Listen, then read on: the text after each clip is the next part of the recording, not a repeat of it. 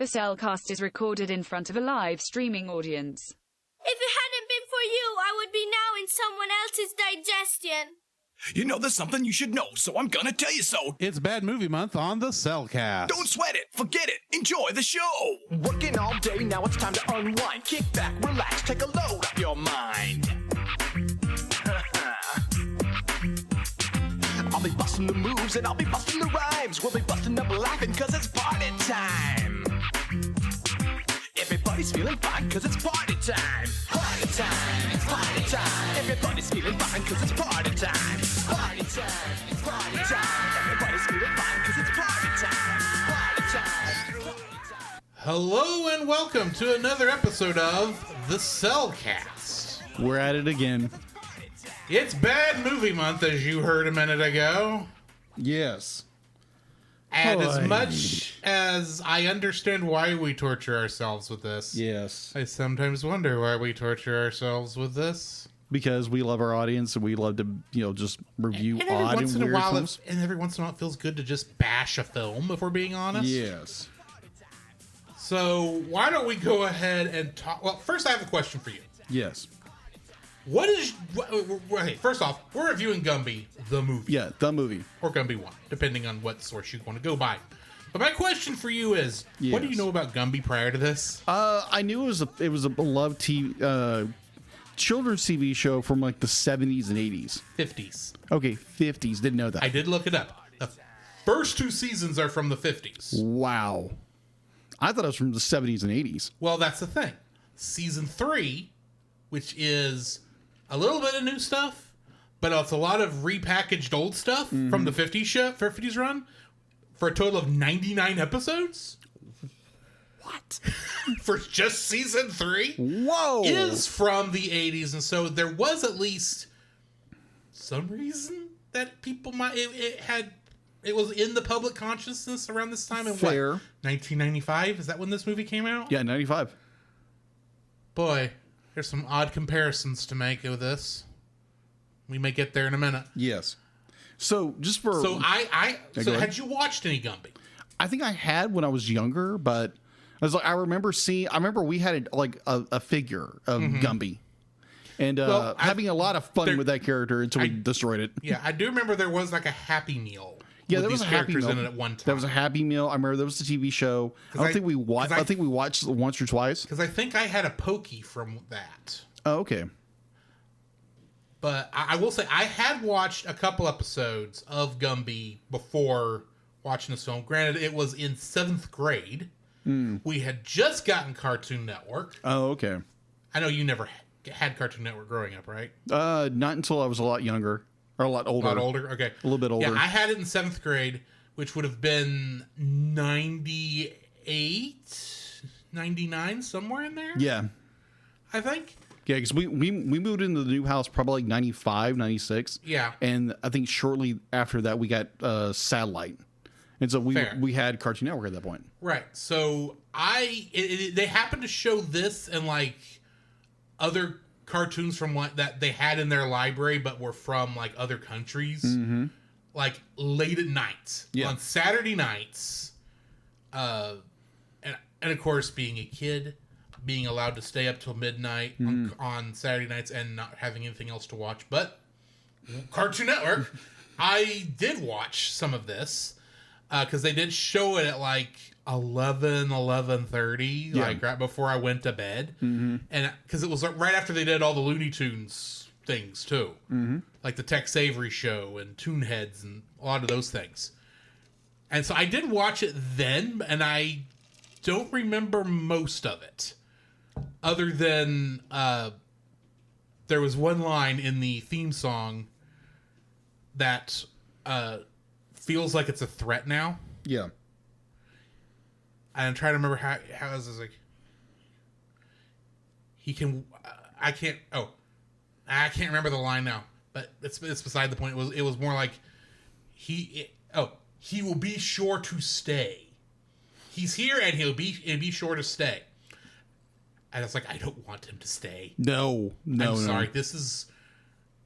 I will not tell people they should not enjoy Gumby if they enjoy Gumby. Yeah. You see, for me. No, of course not. I'll tell you that right now. Okay. So yeah. Go ahead. What I know of that comes from a sleep deprived mind, since it was like super late at night when I watched it. That's just why it made sense. Fair enough. Let's face it, it's the time of night for when the potheads were watching Cartoon Network. That's why it became Adult Swim. Okay, fair enough. Later on. Fair enough. Have you seen some of the cartoons they showed during that time period that weren't Family Guy or Futurama? Okay. Or Cowboy Bebop? Cowboy Bebop was the oddball in that lineup. Yeah, because it was unedited. Yeah. But, I mean, they had some other weird things in there that's like, I don't get what this is, but let's move on. Yes. But, anyway, let's go ahead and jump into the spoiler-free thoughts of this movie. Certified fresh and spoiler-free. This is my second time watching this film. What? Yeah. And I have to say that because last year, or year before last, back when we were still talking about what we've been watching on the show. Oh. I mentioned I'd watched this thing. Oh my gosh, I do remember that. On a whim. And you said we ought to do it for Bad Movie Month. And That's I was like, right. And I said I wasn't sure. Because, to a degree, I'm still not sure. Because it's well made. Yes. Do not get me wrong. But I still have no idea what's going on in this film. So, yeah. This is the second time I've watched it. I did not watch the original theatrical cut. Okay. I watched the one with the Riff Trex audio on top of it. Because that was the only way I knew I was going to get through this again. Oh my gosh, this movie's a trip. Here's the thing. And here's the sad part. Yes. I said I watched it before. I think I slept through it the first time. So technically you didn't watch it. So I really did watch it. I remember I watched the first part. He remembers watching it through osmosis. So yeah, I remember up until like Gumby is first playing in the band and you see Lowbelly at first cry the pearl tears. Yes. I don't consider this a spoiler, by the way, because this is so early on. Yeah, it's so early. I remember up until that point, and I don't remember the rest of the film. Oh gosh, yeah. I didn't even know who one of the characters was. Yeah. Because she didn't get introduced till after apparently I fell asleep. A lot of characters. I know at one point I woke up in the middle because I remember seeing Gumby fighting himself. Yes. And not knowing why. Oddly enough, I remember that scene from somewhere. Yeah, but I don't remember much else. And like I said, this is well animated. Yes, agreed. Do not get me wrong. I just have absolutely no concept of what's going on in the film for the most part. Yeah. Part of that is because it's intentionally surreal. Right. And I am not going to bash it on that fact because it does work on that level.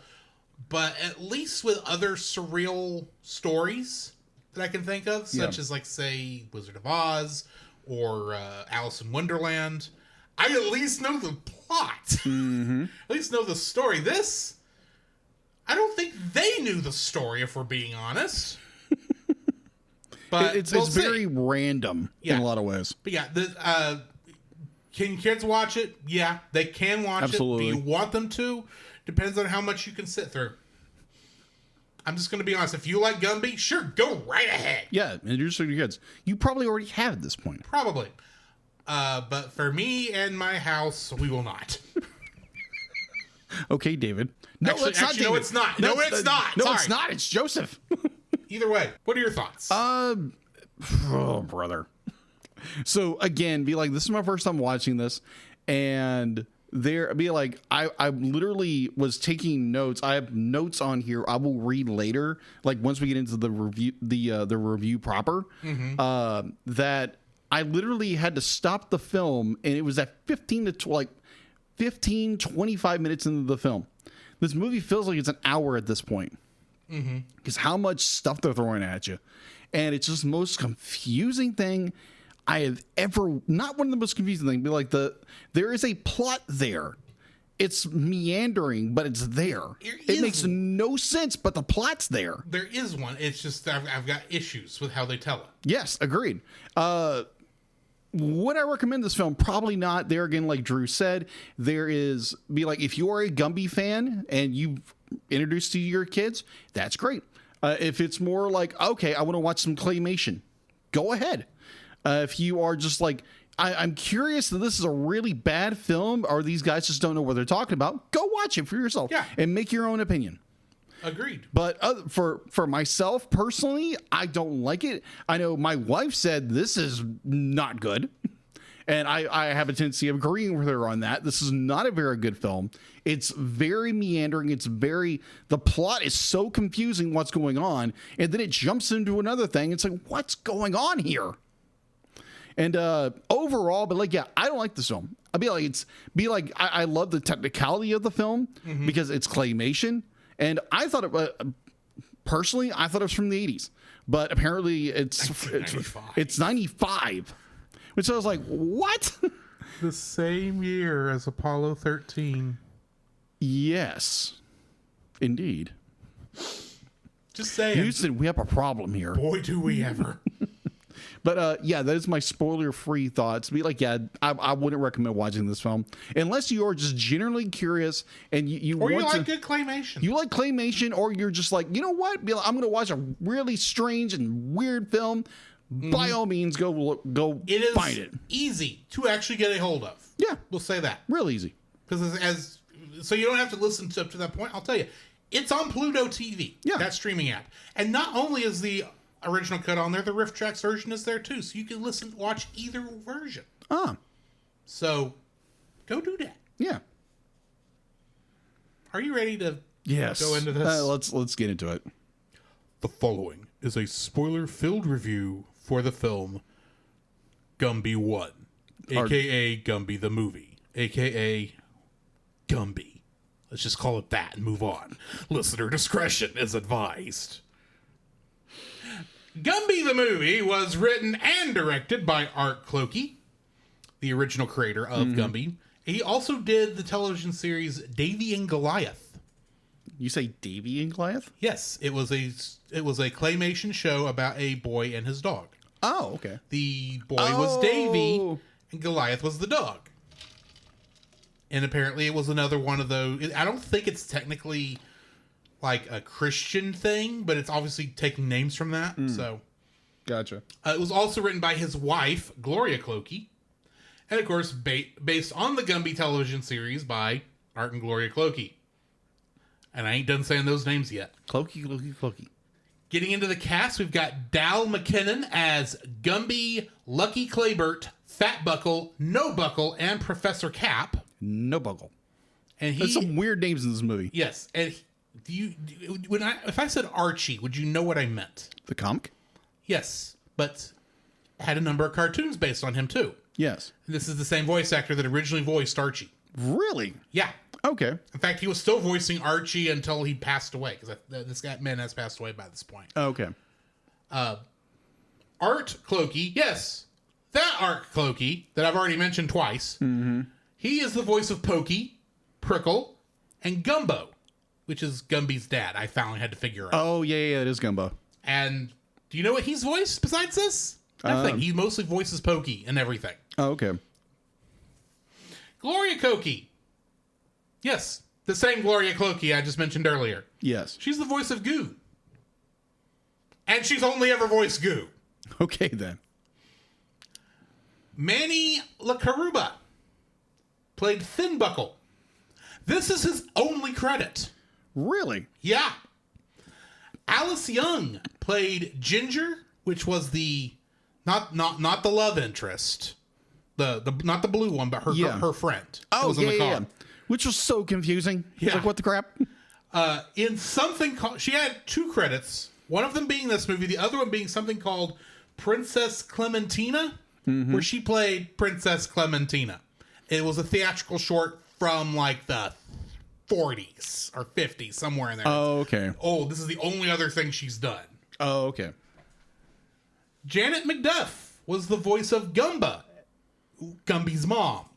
I don't remember. She does show up in this film. She does show up in the film. I don't remember her saying anything. But she was credited, so I went with it. She is actually in the art department for the original television show. Oh, okay. Patty Morse is Tara, a.k.a. the one that drives Gumby around at the end of this film. And is technically the love interest. Oh, yeah, love interest. Okay. This is her only credit.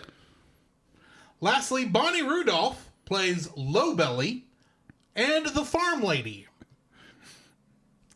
Only credit. Wow.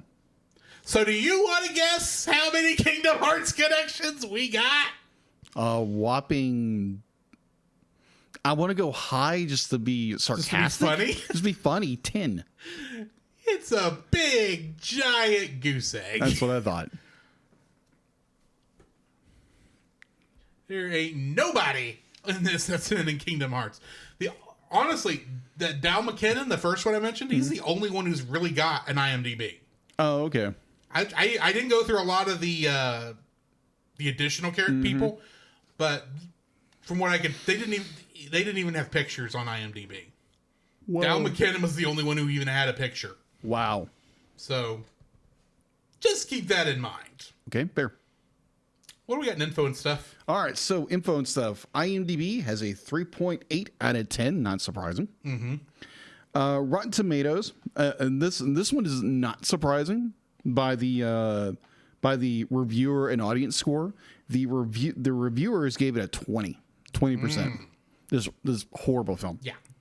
And the audience gave it a 64.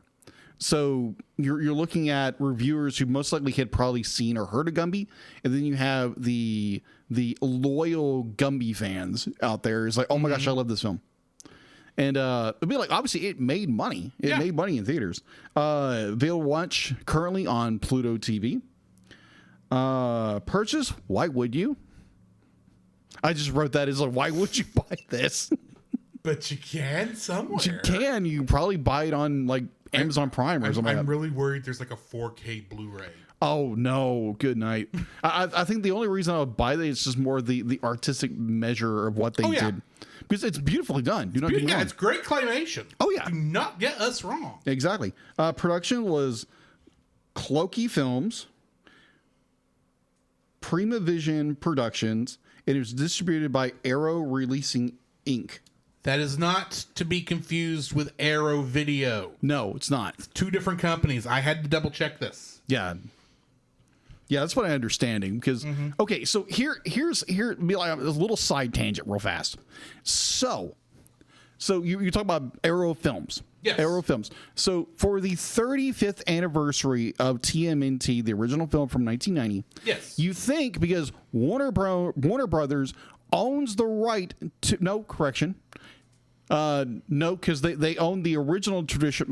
They own the okay. Paramount through Nickelodeon. Yes. Owns the intellectual property rights to Yes. Teenage Mutant Ninja Turtles. Yes. From what I remember, Warner Brothers produced or distributed the original film. Technically, they did not produce the film, as one has to remember, the original Teenage Mutant Ninja Turtles film is the most expensive independent film ever made. So to help, because it had nobody helping it. Yeah. So originally the film was produced through New Line Cinema, same guys who did Freddy. But they came out from under it. Yeah, they came out from under. But either or. So New Line was purchased by Warner Brothers. So Warner Brothers had the distributing rights to the movie. Yes. So apparently now that's all wrapped up in different things between Paramount, Nickelodeon, and Warner Brothers.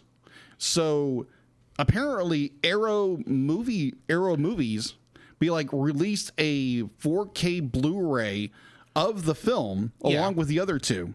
Well, and it's already out. I'm like, somebody picked this up. That's not some third party distributor. So Arrow actually, I actually do like them as a company. Okay, yeah, because I've never heard of them until this. Right, Arrow and Shout Factory, and I'm trying to think of the other one, Mill Creek. Yeah, Mill Creek. Granted, I mostly came across these names the first time due to our friend Nathan Marchand. Okay, and a lot of his stuff. Oh yeah, but through but basically they will pick when they're not doing like Godzilla and stuff like that. They do pick up like films that Warner Brothers and Paramount and Fox and even Disney, they own it, but they don't want to distribute it. That's fair. So they will license it from them to distribute it. Okay, that makes sense. So probably that's what I thought. Probably that's what happened is Warner Brothers and Paramount, there may be a little bit of tangled ownership issues there. Possibly. Because the same thing happened with Batman 66. Okay. But eventually it worked out and Warner Brothers ended up releasing it. Yeah. But with this one, it very much easily could be Paramount doesn't want to put it out. Not because they don't want to. Yeah. But they don't want to put the money through to actually produce and distribute the discs because they don't want to go through that cost. Okay. They may not see the cost as being worth it to them. And Warner Brothers may not want to do that either. But if Zaslav. Well, yeah, because Zaslav is an idiot. We already know this. More on covering up his mistakes in October. But more than likely, what I'm guessing happened with that movie in particular, yes. and this is a guess, yes, they were both willing to license whoever owns the distribution rights technically, which who knows if they even know. They probably just licensed it to Arrow Video. Probably. And Arrow Video probably did a far better release than Warner Brothers would have done if they'd done. Probably. Or Paramount.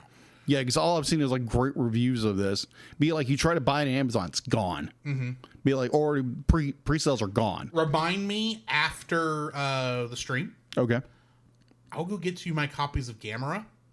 Because they were done by Arrow Video, and you can see the kind of quality we're probably talking about. Oh, okay, yeah. This is not like standard cases. Okay, yeah. Because I actually puts a lot of work into it. Yeah, because I've seen what they've done with them. They look incredible. It's just more you can't hold them.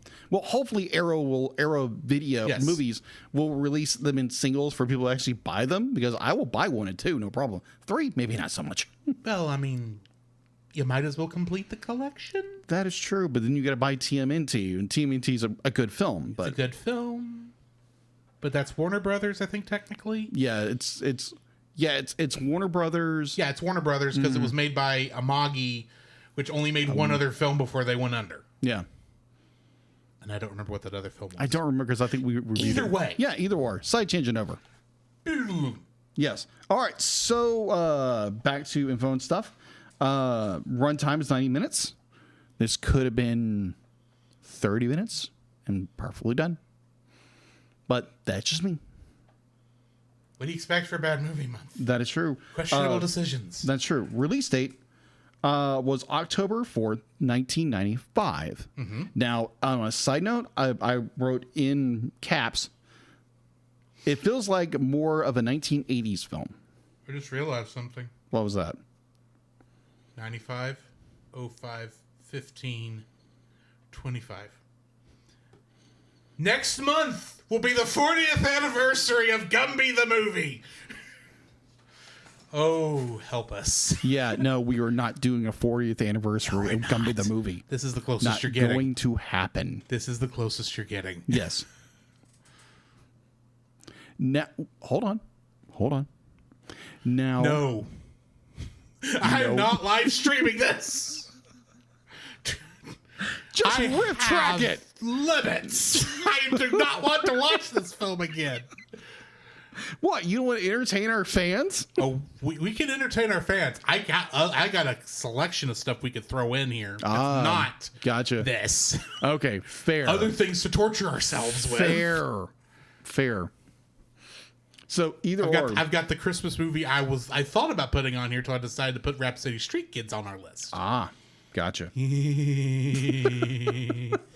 You're worrying me, brother. You're worrying me. All right. So, box office. Gumby, the movie, was released on October 4th, 2000. Good night, no. 95. 2000. I keep saying 2000. 1995. Get your words together, brother. Words together. All right. By Arrow Releasing. Receiving a limited release in only 21 theaters. The film grossed only 55,100 in its box office. Home release. The film was released on home video on VHS by Kid Vision. Mm-hmm. And Australia. Australia? No, not Australia. Austria? No. Astrilla. Austrilla. That's the best way I'm going to get it. Correction. Astral. Let me see this. There's my notes. It looks like Astrilla. The word is astral. Reading disorder, people. The A is before the L at the end. That's what threw me. That's why Yeah. I thought you were trying to say Australia. Okay. But no, it's astral. Astral. That makes sense. It's as in stars. Reading disorder, people. You gotta love it, right? Either or. It's gonna be a long night. I'm not gonna take that personally. And not because of you, as I can tell. Okay, thank you. Astral home video on December 26, 1995. A day before Christmas. You really think people are going to rush to the video stores to buy Gumby the movie? Unless you're an addict for Gumby. You should have put it on Black Friday. Because some poor unfortunate soul. Some poor grandmother would think, oh, I used to watch this as a kid. Little Jimmy will love this. And little Jimmy's like, what the frick am I watching? Imagine unwrapping that on Christmas morning thinking you're getting a VHS of Mighty Morphin Power Rangers, the movie. And no, you got Gumby. That would be the worst. I'd be like, oh my gosh. Be like, lead up. It's like, oh my gosh, it's the movie. What the crap is this? Mom! It's a thing. It's a thing. I agree. All right. Bear in mind, this was marketed towards our generation. You're not kidding. Oh my gosh. I feel old. Yeah. Anyways. I think I got that. I got that math wrong because it's like, well, I'm not 40 technically yet. No, it's like 30 year anniversary. Yeah, 30 still. year. Still a good night. Like, can we just do Teenage Mutant Ninja Turtles the movie and do that? It'd be awesome. Either or. It would be the former company's final release before declaring being defunct. The next year, Warner Brothers Video released the film on VHS, which became a top 10 seller, selling almost 1 million copies overall. This format in total. It was released on DVD by Classic Media on April 22nd, 2008. In Circle Entertainment released the film on Blu-ray on September 5th, 2017. Because apparently this is a really deep cult following because it keeps getting on different formats. And last but not least, Riff Trax released their own commentary on the film on May 28th, 2021. And apparently there was a sequel to this thing. Oh, we'll get to that. Yeah. So here's the thing. Who would you say, if you had to make a guess, who is the current owner of Gumby? The current owner. What company is the current owner of Gumby? Well, let's see. Which would include the original TV show and this movie. And any other official connected material. Well, let me see. Let's see. Warner Brothers picked it up in... When was that? I will give you this much of a hint. You did not say their name. Okay. So because I learned something very interesting when I was doing some research on Paramount? This. No. Disney? No. It wouldn't be New Line because that's Warner. No, it's not New Line. Okay. What is it? Fox. So it's a Disney movie. No, it's not. Let me tell you what I have learned. What the? Okay. So I'm confused. So here's the thing. Okay.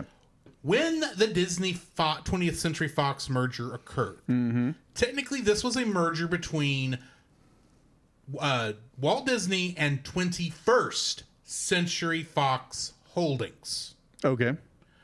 That included, at the time, 20th Century Fox Television Studios, and technically all of their television broadcasting stuff and their television production arm, but not Fox News or any of the actual cable stations. Okay.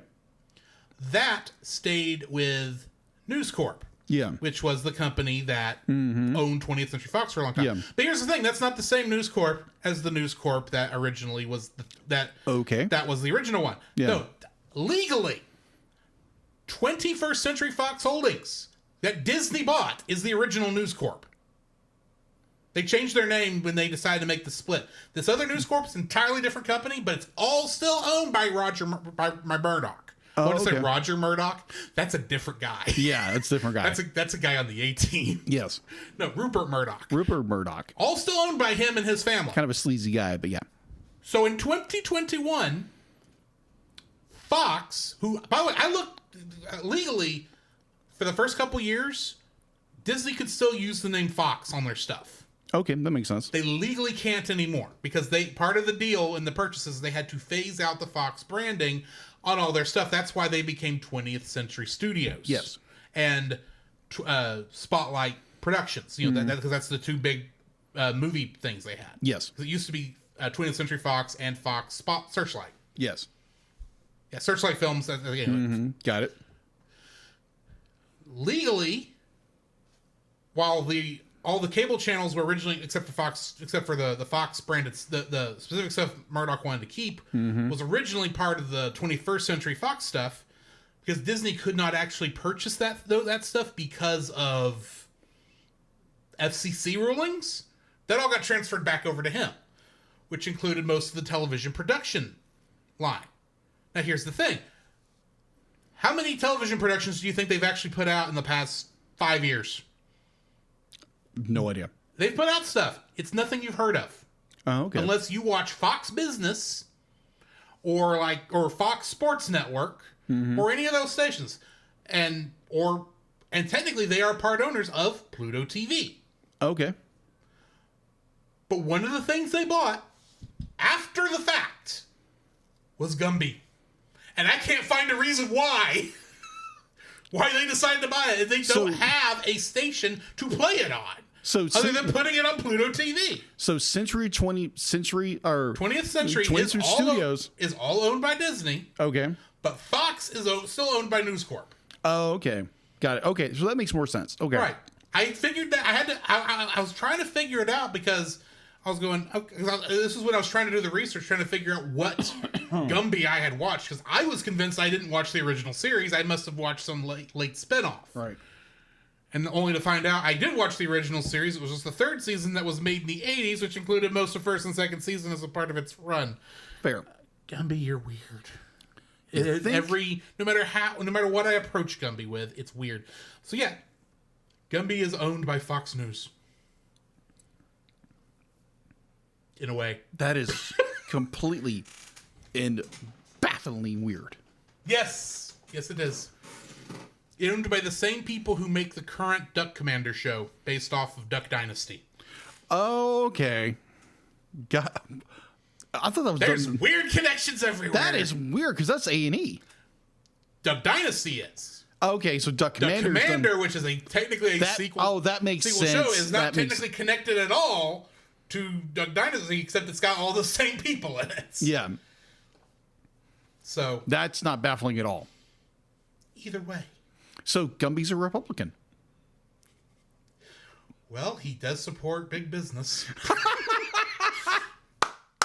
He did save the farms. He did save the farm. That's true. Speaking of which, by making loans on these people and making money off of them, he made money. Yeah, he made money. Yeah, he made money on this.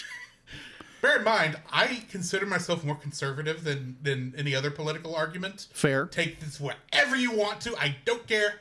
This is not a political show. True. It's not the point. But at the same time, why don't I get into the summary?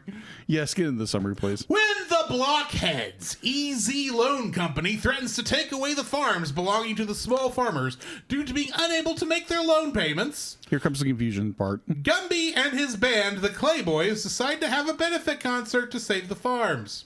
However, the evil Blockheads find out that Gumby's dog Lowbelly cries pearls when he sees the Clayboys perform. The Blockheads decide to kidnap Lowbelly and force him to cry pearls, initially unaware that Lowbelly is only crying whenever Gumby changes shapes. After discovering... That's not right.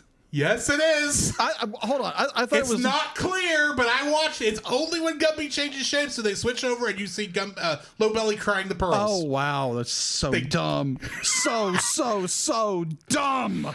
After discovering that they need Gumby to extract the pearls, they kidnap Gumby and the Clayboys in order to create robotic clones of them. Oh, my gosh. They can't even play right. With the help of Pokey, Prickle, Goo, fans Tara and Ginger, and talent agent Lucky Claybert, as well as his father, Gumbo, and his pet bee, Grooby. Pet bee Grooby? Yes, pet bee Grooby. Oh, okay. You know, the thing that built that caught the blockheads at the end. Oh, yeah, that. Gumby takes on his robot clone and is still in time for his videotaping session in agreement with Claybert.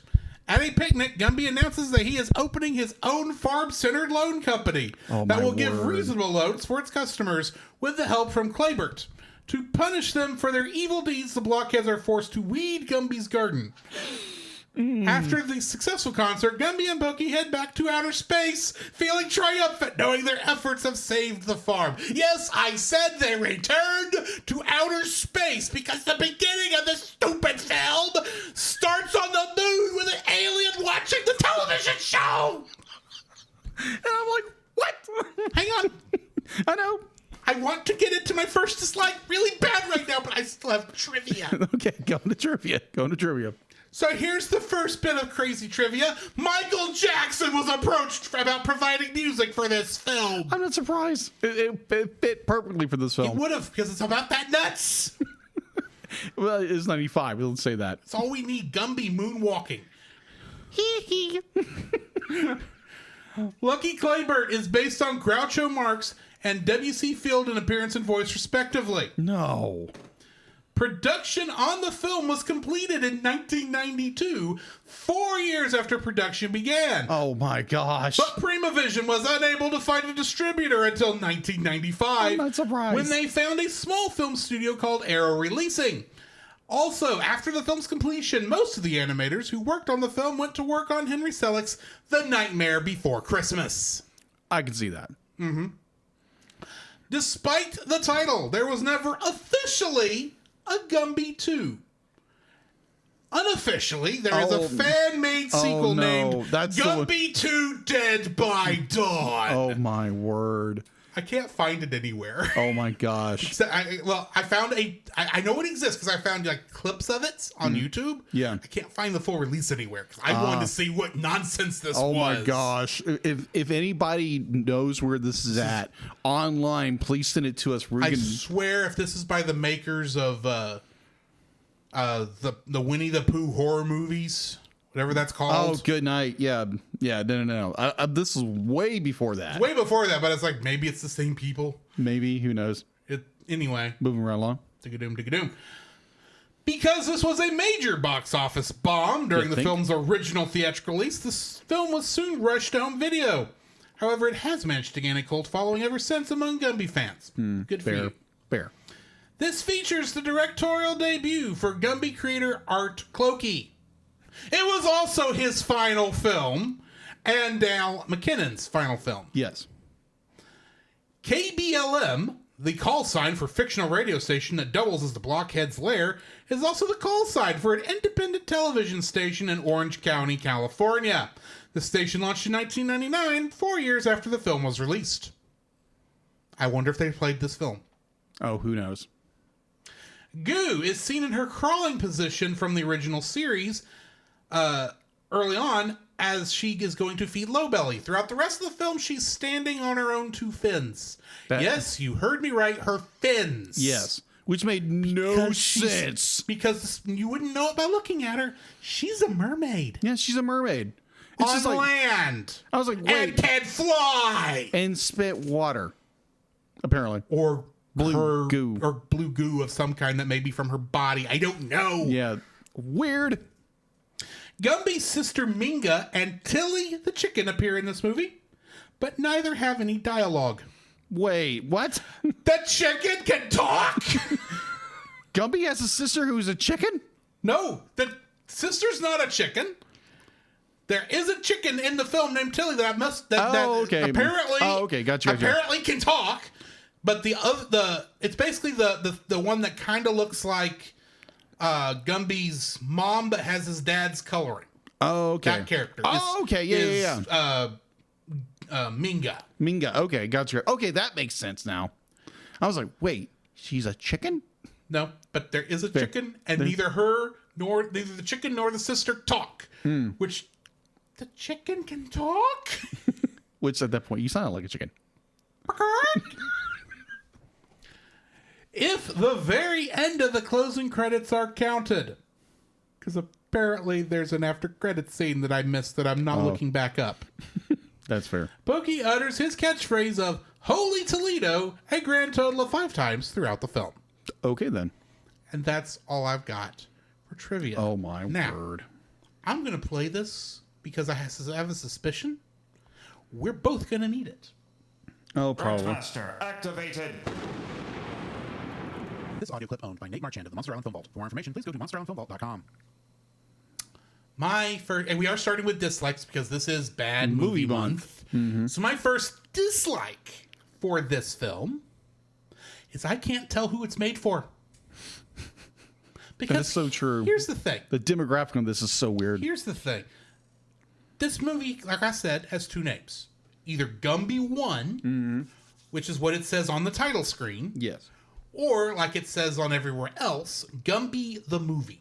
Yes. Now, this implies, anywhere else you'd see either of these things, this implies that even if it is based on another property, that with the name like One or The Movie, Yes. this is meant for people who maybe this is meant as a jumping on point for the franchise. If you've never seen Gumby before, this should be a good spot for you to get on it, right? To try it, see what it is. Yeah. This movie assumes you know who Gumby is, you know who all these characters are, and what they're all capable of doing because they never say who any of them are except when someone happens to mention their name. Yeah. Okay. So it's meant for people who have watched Gumby before. When did Gumby It's last made show for up? the fans. It was first aired in the 1950s. It's as old as Godzilla. And it played in the 80s. So at least one can assume that grandparents and maybe some parents may have been familiar enough with the product to introduce it to our generation. Which is, it was our generation. That is true. That was of the era when this came out. That is true. Ladies and gentlemen. We were young teenagers at that point. Well, I was 10. Okay, preteen. So yeah. Ladies and gentlemen, I have no idea what's going on. I had no idea who any of these characters were going into it Me except either. for Gumby and Pokey. I didn't know who Goo was. I didn't know who Pokey was. I was like, oh, the grumpy horse. Yes. I knew who Pokey was because I had a Pokey toy. That's fair.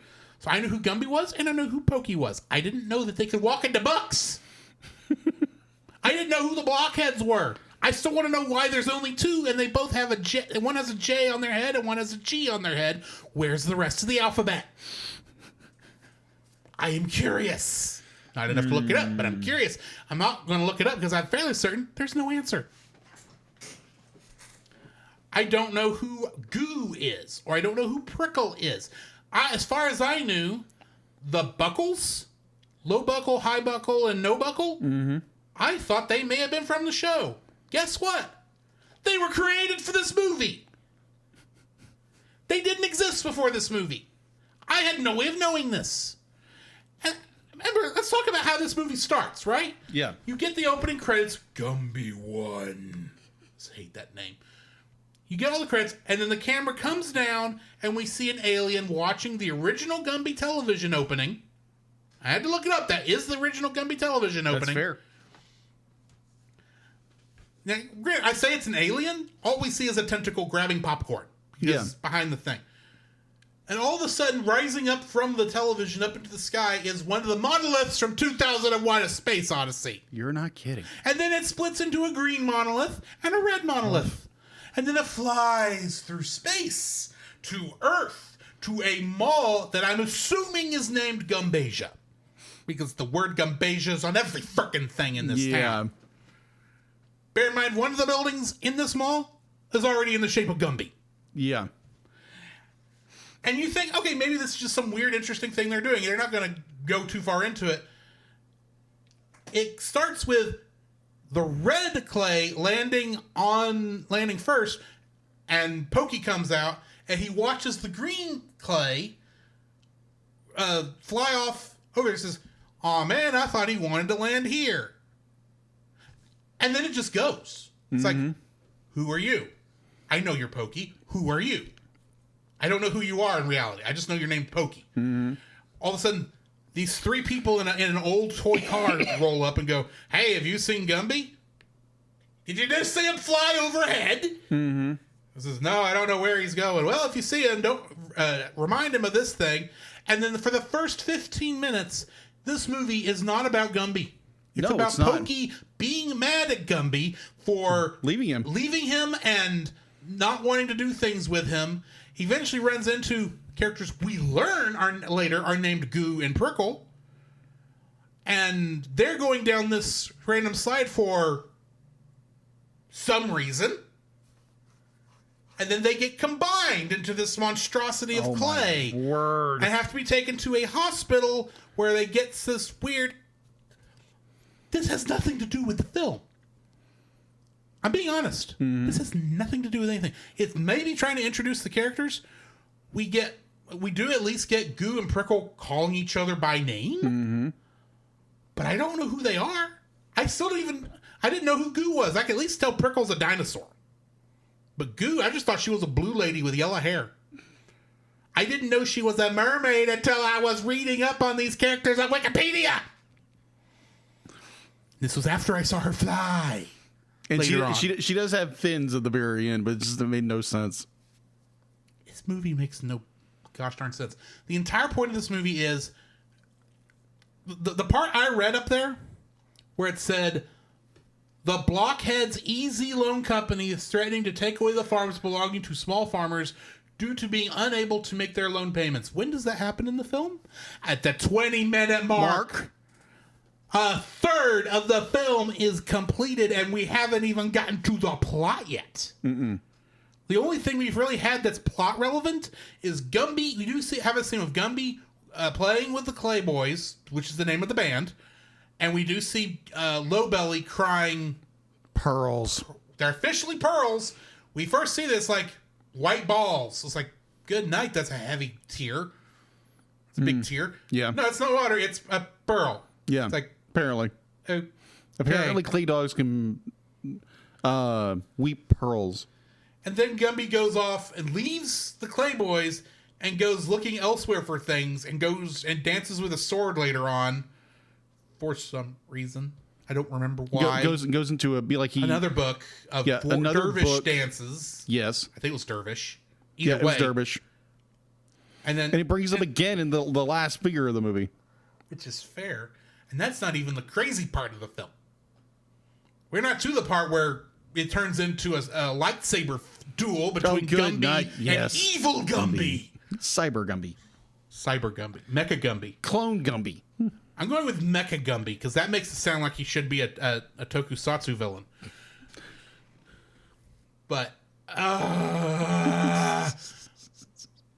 15 minutes, 20 minutes into the film before we even get to plot, we don't even know who half these characters are. No, the only way you know who they are is if you'd seen the show before.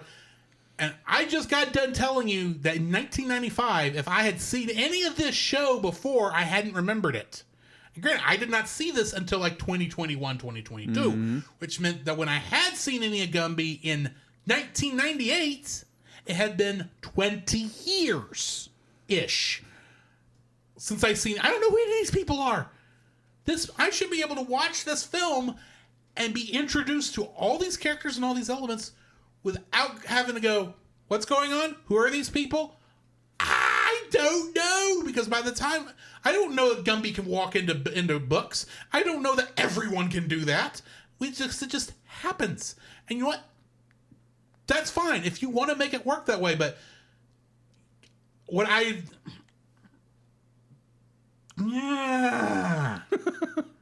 this film makes my head hurt. That is understandable. Because no matter the quality of the animation. Yes. No matter the quality of character development or what thought went into the plot. Because the first 20 minutes is utter nonsense that when you're trying to figure out who is who and what is what and who's main characters, who's the side character, it doesn't tell you anything. It just assumes you know who this are after you just saw them fly through space and then not talk about it. Fair. I get that it's surreal and they're not, and their first guess is not to explain anything. Yes. And I have gone back and watched like the original opening and like the third season opening. So I see the characters coming in and out of clay blocks. I get that they are literally clay people, and they do anything that you can do kind of with clay. I get that. Now I've got the album Creed by Human Clay in my head. It's just better. This movie does not give me anything to work with at the beginning. So by the time you get to what I would call the cool part of this film, I already don't care. Mm-hmm. So yeah, my first dislike, I don't know who this movie is for, because it's certainly not for anybody. It certainly wasn't for the generation that would have been of age when it came out, which was our generation. Yeah. Because I have no idea who any of these people are. Again, I don't think any of my of the Zennials would have known who these people are. Zennials, Millennials, Y generation, whatever. Yeah. Gen X may have remembered him, but... Yeah, Gen X would remember him, be like, our generation didn't. Yeah. So be like, I'm going to go into, not a tangent, but I was like, can you buy the Gumby movie? And you can. It came in at $10. $14? Yeah, $14 on Amazon. That's wasted money. Edwin Gonzalez in our YouTube chat is saying, most I've seen of Gumby... or I clicked the wrong one. Sorry. Most I've seen of Gumby was Eddie Murphy on SNL. Fun fact, that Eddie Murphy bit on SNL is why Gumby came back on television. Oh, that makes sense. Because that got it in the popular thing again. Yeah, so, but in the popular zeitgeist at that point. Oh, wow. Artsy Steph says, I grew up with Gumby and Pokey the movie. Fair enough. Fair. Be like, hey, if you enjoy it, by means. But I don't know if I ever watched the regular show. That's also fair. Fair. Granted. Oh, and then she says, lol. And like I said, this is me looking at it with nearly 40-year-old eyes. Okay? Mm-hmm. I don't know who any of these things are. I know of Gumby. I have respect for Gumby as early television claymation, but this is not my show. That is fair. This is not my movie. That is and there's fair. so much chaos in this that I can't follow it. So yeah, so I can definitely see, be like, they saw that Gumby had become popular in the zeitgeist, so it's okay, let's make this a movie. But the problem was, be like, so if you have an IP that is, be like you say, Top Gun. The movie was made back in the 80s, and they back in 2023, I believe, they did Top Gun Maverick, which is a phenomenal success, because the zeitgeist of the popularity of Top Gun never left. Gumby had, yes. So you had Gumby who left in the 80s, and people didn't remember what it was until, it kind of became a meme or whatever back in the 90s. And they're like, oh, let's do that. And no one cared. Let me just say, I am actually fine with them bringing Gumby back. Yeah. Okay?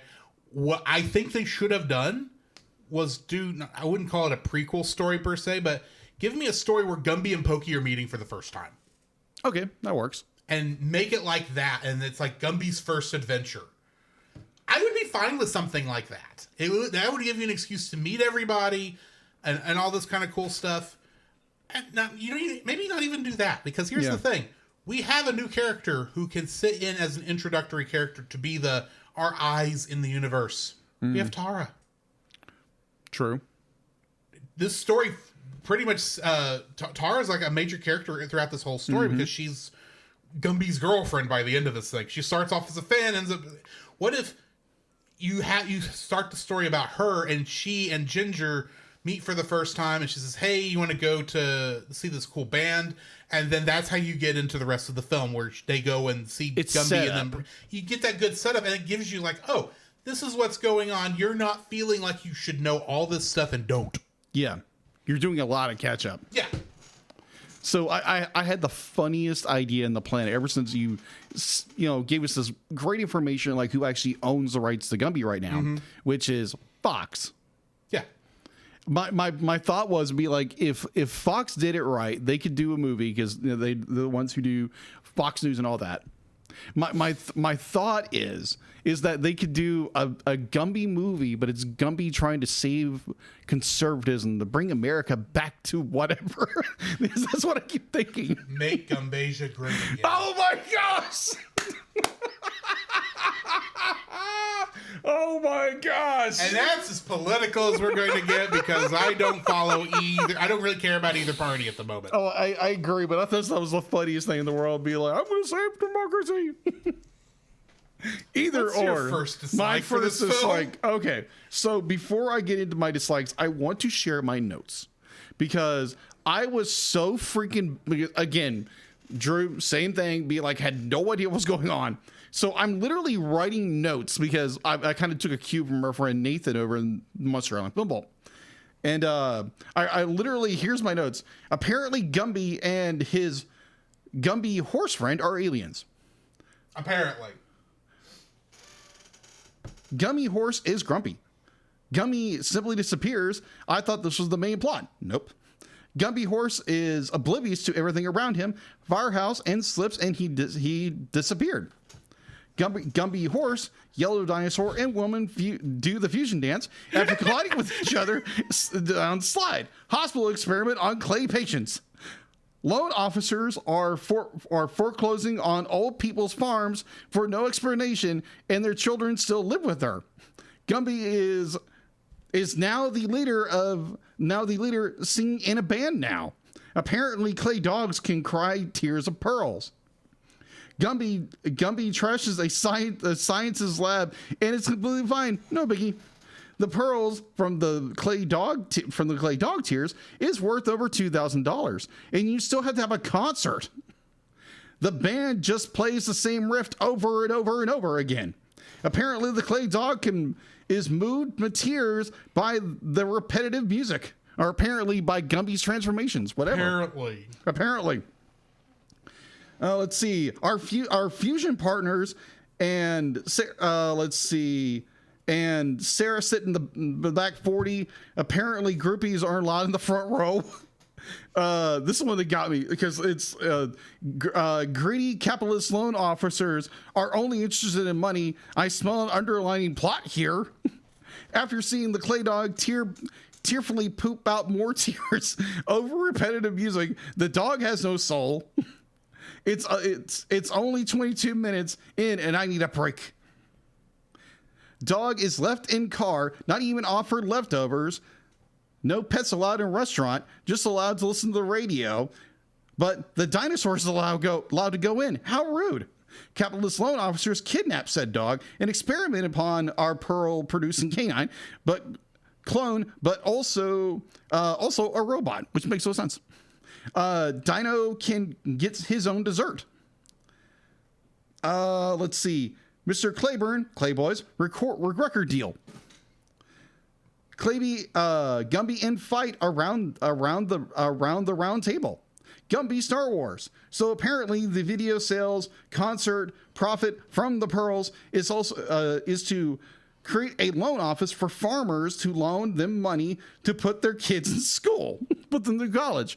That was my notes for this film. I mean, like, I was so proud of I was like, this just makes no sense. And be like, that is literally my first dislike of this film. Be like, what am I actually watching here? It makes no sense. Because one, like, we get these loan officers, the blockheads. The blockheads. Yes. The blockheads. And it's like, okay, they're just, and it's just like, what in the, okay, so apparently Gumby's an alien. Didn't know this. Like, I thought he was just made of clay. Yeah. They're incomplete and hollow. Now I want for the makers gone away. Now I want Sailor Gumby. Oh my, no. That's, But let's not. Oh my gosh, now you have it in my head. Thank you. Appreciate it. You're welcome. Oh my gosh. But yeah, this movie makes it has a plot, but the plot makes no sense. Yeah. Because you have our greedy loan officers only care about themselves, and their money is like, okay, we're gonna kidnap this dog. Okay, you could have simply just taken the pearls and run, but then it's more, okay, we got to kidnap the dog, but the dog won't do pearls, so we got to kidnap the band, then we got to kidnap Gumby. And be like, this doesn't work. And I'm like, and apparently, according to Drew, the dog only cries tears when Gumby transforms. Why? Why? That makes no sense. Because he's grooving along to the music, and he's crying over it, and he's crying tears of pearls. This makes no sense. But only when he sees Gumby Transform. Which makes no sense because he's listening to the radio, he's chanting along, and he's crying tears. But, okay, so he's apparently Yes, Gumby. artsy stuff. That's my question. Why does Gumby transforming make him sad enough to cry? It's not like he doesn't change back. He's clay. I get that. At the same time, it's like it brings up so many questions about this film. Have we mentioned that Low Belly doesn't walk? He rolls It's on around a on a skateboard. I was like, okay, it's interesting. It's cool, but it's like, cool and everything. Why? Yeah. Could you not animate him walking? How did you do the other dog? How do you do Pokey? Is his legs too short? Apparently. He's a lowrider dog. I know that. That's why his name is Low Belly. I know this. His belly is low. Yeah. Because apparently everybody's named here after the most obvious thing about their most obvious characteristic. But anyway, but like this story, be like from a story writing standpoint, it makes no sense. Like, and I'm not even a writer; I'm an artist. This visually be like it's beautiful, but the story makes no sense. Now, granted, if you are a fan of this, by all means, let us know what you thought of this film, and just we'll talk about it in the next episode if you give us a review. Yeah. Send us a little review of it. But overall, this plot makes no sense because we have this and this and this and this. And I'd be like, when watching this, I'm like, wait a minute, Gumby just shows up, and apparently because what it looks like, because you have the band, and apparently he just takes over the band. Because I had no idea he was actually part of this band. I thought he just showed up and like, oh, I'm the leader now. Because remember, he came from space. Yeah, he came from space. And be like, does he show up every once in a while? Be like, oh, here's our alien overlord coming back to save us. Except he's not an alien overlord because his parents live here. And they are genetically related. That makes no sense either. What is going on? No, I do get the cool, the giant monolith in the beginning of the film. Yeah. That's really cool. I really enjoy that. And then it's just like, what? I mean, I'm even fine with the idea of Gumby 2001: A Gumby Odyssey. Yeah. That would sound like a cool thing. It's like this back in the 70s. At first, it looks like, okay, so it's obviously riffing on that. Mm-hmm. Are they going to do anything with it? No, not really. It's just your setup. It's just set up for how the movie ends. For it to switch out to a green and red one, and then they'll fly towards Earth for what reason? Yeah. Y'all here? Mm-hmm. I mean, if they had flown out of a book, that would have at least been made sense. Yes. Because that's going to be my second dislike, is the fact that there's no consistency in this film about clay, living clay. There is no consistency. Like, it does make sense that the way that they put the blockheads sedate the clay people is by freezing them, because that makes the clay hard. Yeah, it makes sense. Okay, that makes sense. And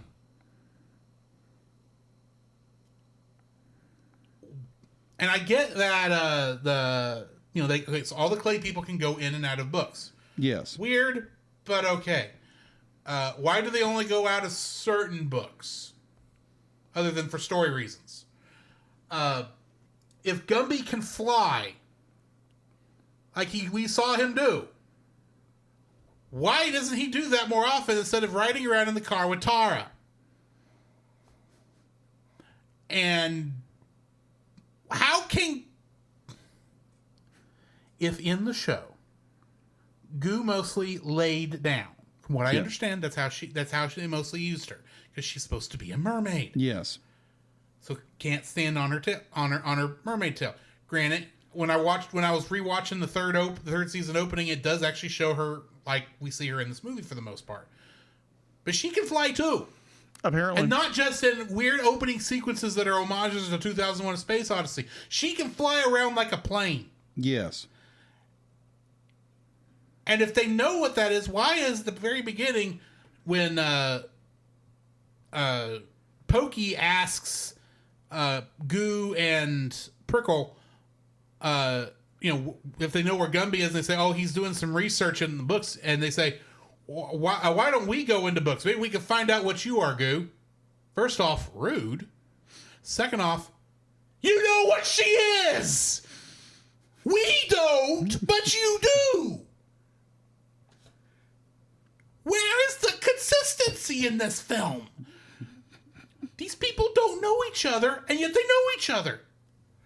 What is going on? This feels like a continuation of my first dislike. Oh my gosh. But and it kind of is, because what everything comes down to, what is going on? But yeah, there's no consistency. No, characters forget information all the time. The stinking computer has words on it, right? Yes. That the blockheads use, and then they have a computer voice read out the words. Oh my gosh. For the first 6 lines, and then they just have the computer say whatever it wants to while the words on screen say something entirely different. If you're gonna do that, that's fine, but why didn't you do this before? You created something, you gotta stick with it.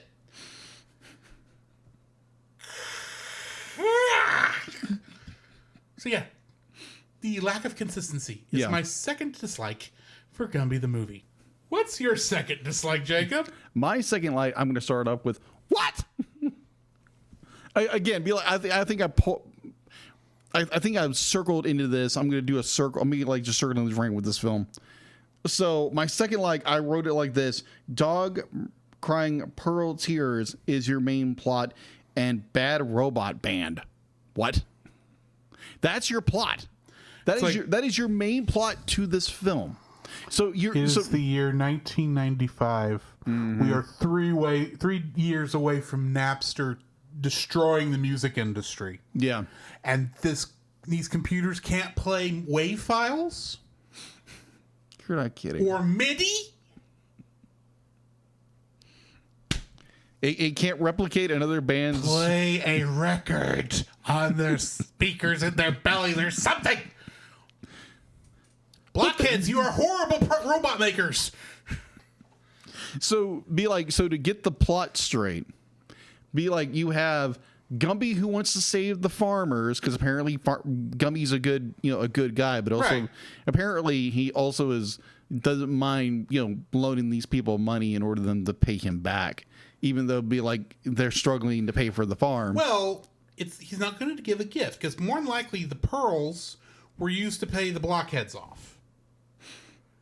And now they're making other loans because he took on the debt. Oh yeah, I get it. He's now making loans with lower interest rates. I get it. But yes, there is at least some logic to this film. There is some logic. And so it'd be like you have the concert and the blockheads see what the dog's doing, so they kidnap the dog. Well, the dog does get a cookie in the car. Yes. That's the one thing I did not. And gets to listen to the radio. Gets to listen to the radio. You can't come in, but the horse can and the dino can. But the four-legged canine, nope. All of Gumbasia does take place indoors, so it's probably a nice, cool 75 degrees. Probably. And plus it was a T-top, so it'd be like at least he's good. Yeah, he's good. He's good. He's a clay dog. He's not gonna melt yet. He's not cooking in the car. That is true. He's just bored. Yeah, exactly. And then said blockheads kidnap him, clone him for some reason. Yeah. For some reason, they clone him, and then they realize, oh yeah, just playing the music back won't do it. So they have to kidnap the other band members to clone them to make the music. They robo-cloned Low Belly so that Low Belly a version of Low Belly would still be on the farm and they wouldn't see any wiser, but they'd have the version that could make pearls. They kidnapped the band thinking, because they think what makes Low Belly cry the pearls is hearing the music. Or first is hearing the music, because they did at least play a recording of it, so there's at least that. Yes. But that doesn't do it. The computer says, oh, it must be a live performance. So instead of, I don't know, learning the music themselves, they go and steal these people, kidnap them, freeze them, and make robot clones of them, and then stash them all in the back room. In a freezer, apparently. Because apparently that's not going to make Gumby question, well, where's the band? The band's acting funny, too. Well, no, they don't even see that part, because because it's always the truck. The Buckle robots, band robots, never go back to the farm. No, they never do. They just play in the lab poorly. Yeah, very poorly. And that's nowhere. And they never figure out that Low Belly just cries when Gumby transforms. Yeah, the movie never actually tells you that. No, it doesn't. It's just done through visuals, which is why Jacob missed it, because he didn't make the connection. No, I didn't. Which is fair. But I only made the connection because I was reading. Yes. Sorry. But yeah, this plot is all over the place. It just makes you baffle. I love Steph's response. This movie makes you do math, literally. I'm like, okay, calculation, this and this and this. And this movie is just baffling to me. I'm going to say it's good animation. It's got a good opening, but everything else is like, what the crow am I watching? Like I said, I don't think they knew. All I can say is it's probably a passion project for them. It was one of those that be like, okay, Gumby has somehow become part of the zeitgeist again. We have to do something. And they did it. And I'm sure this was, like you said, I'm sure this was a passion project for Art and Gloria, because this was their baby. Yeah. And they got to make a feature-length film. That's a dream come true probably for them. Any artist, And they did the best they could under the circumstances. Yes. Bear in mind, they were probably in their 80s when they made this. Possibly. So, and they had a lot of people working on it. They had a budget. It didn't make the budget back, but... And like I said, it's very well animated. It's just the story leaves a lot to be desired. Yes. So. Agreed. My third dislike for this film. These are the dumbest robots I've ever seen. So, these are basically Terminator robots. Poorly done. Because they have a metal endoskeleton that they can control, but then they have T-1000s. But then they have fake, basically clay bodies molded around them so that they look like the actual things. But they have, well, I say they have the skills. The band, they could not play that music to save their life, but on repeat, mind you, Mecha Gumby was a lot better off than regular Gumby was. Because that's actually a pretty decent little sequence of events. Yeah. But at the same time, it's like, in those instances, I should actually be spooked about Mecha Gumby, and I'm not. Because the robots all stink. Because there's one way to defeat all of them. Very easy. Get them wet. Does Gumby ever go to a sea book? A pirate book, and push Mecha Gumby into the water? No, because Gumby didn't think of that. No, we have the dervish. He goes to dervish dances. He goes to a space opera, so he has a freaking they get lightsaber duels, and he loses both lightsabers to Mecha Gumby, who cuts him into 12 different little mini Gumbies. Dum, dum, dum, dum, dum.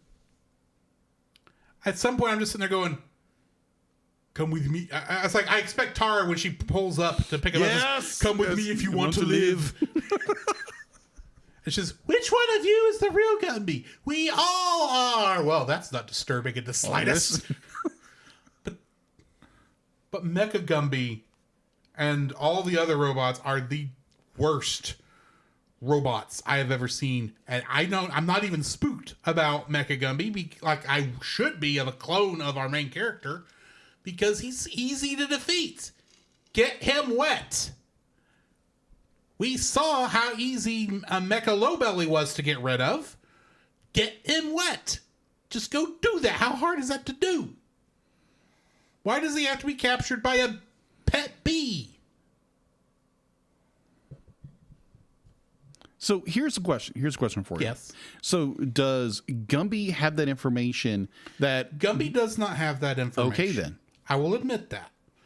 But at the same time, we do. And so it's very hard sitting there watching. So you're never going to go anywhere near water. Right. Hey, you're at a castle. There's a moat. I'm not saying Gumby knows to knock him off into the water, but, you know, you could try anything to maybe distract him, and maybe if you accidentally pushed him into the moat, I assume there's a moat. We didn't see a moat. Right, we didn't. And I'm just sitting here going, I get what you're saying. Gumby does not have the information, so he doesn't know to get him wet. But at the same time, he knows they're robots. Yes. They're electronical. I can see, at least in the way these kind of things work, you might think, get him wet. But also, you're trying to use logic in a very unlogical film. I assume Gumby can put 2 and 2 together, and through strange algebra and formula and quadratic equations will eventually come out to 4.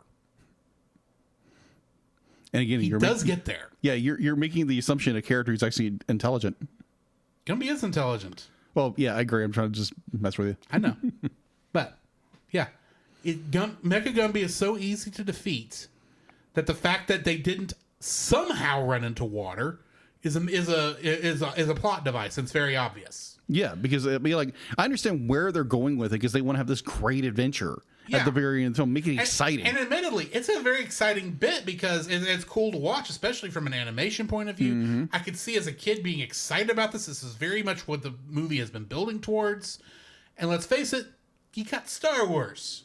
Granted, the lightsabers are the color of the Schwartz instead of the Force, but it's all good. Yeah. You did cool things, and you didn't do anything with the cool things. Yeah. And it all could have been avoided if he just... If Lowbelly had just decided to relieve himself on fake Gumby. Mecha Gumby. That is true. Or at least I would have given Gumby a have clue. a plot. I'm not even saying he had to get... I'm saying it would have been nice if at one point Mecha Gumby had gotten like a little bit of water on him and caused a short that would have given Gumby a clue as to, we need to get, in order to stop him, I need to get him wet. Or here's a better idea. Be like, not the fact that like Gumby would have realized that be like make him wet, or I think probably be cooler because I have this image in my head where it's like the Terminator face where it's half human, half robot. So it'd be like you have this melting part where it's like you see half the robot and it's just like makes it kind of a horror film. I was like, oh, that would have been amazing, but they didn't do it. Except at the very end, he raises up his metal hand with yes, the he thumbs does. up He does. He does. as he Oh my gosh. sinks into the water. Oh my god. That would have been funny. That would have been funny. It's not what this film would have thought to do. No. But... No. So yeah, that's my third and final dislike. What's yours? My final dislike of this film, it ended. I was dislike the fact that it ended? No, hold on. I was about to say. No. Like, let me back up. Let me correct what I just said. Because for some reason, I was like, okay, it ended. Because there again, our normal route is likes, dislike. For some reason, it's like, oh, okay. Well, let me think. Another bashing of this film. What would be a good point of this film to this is utter trash?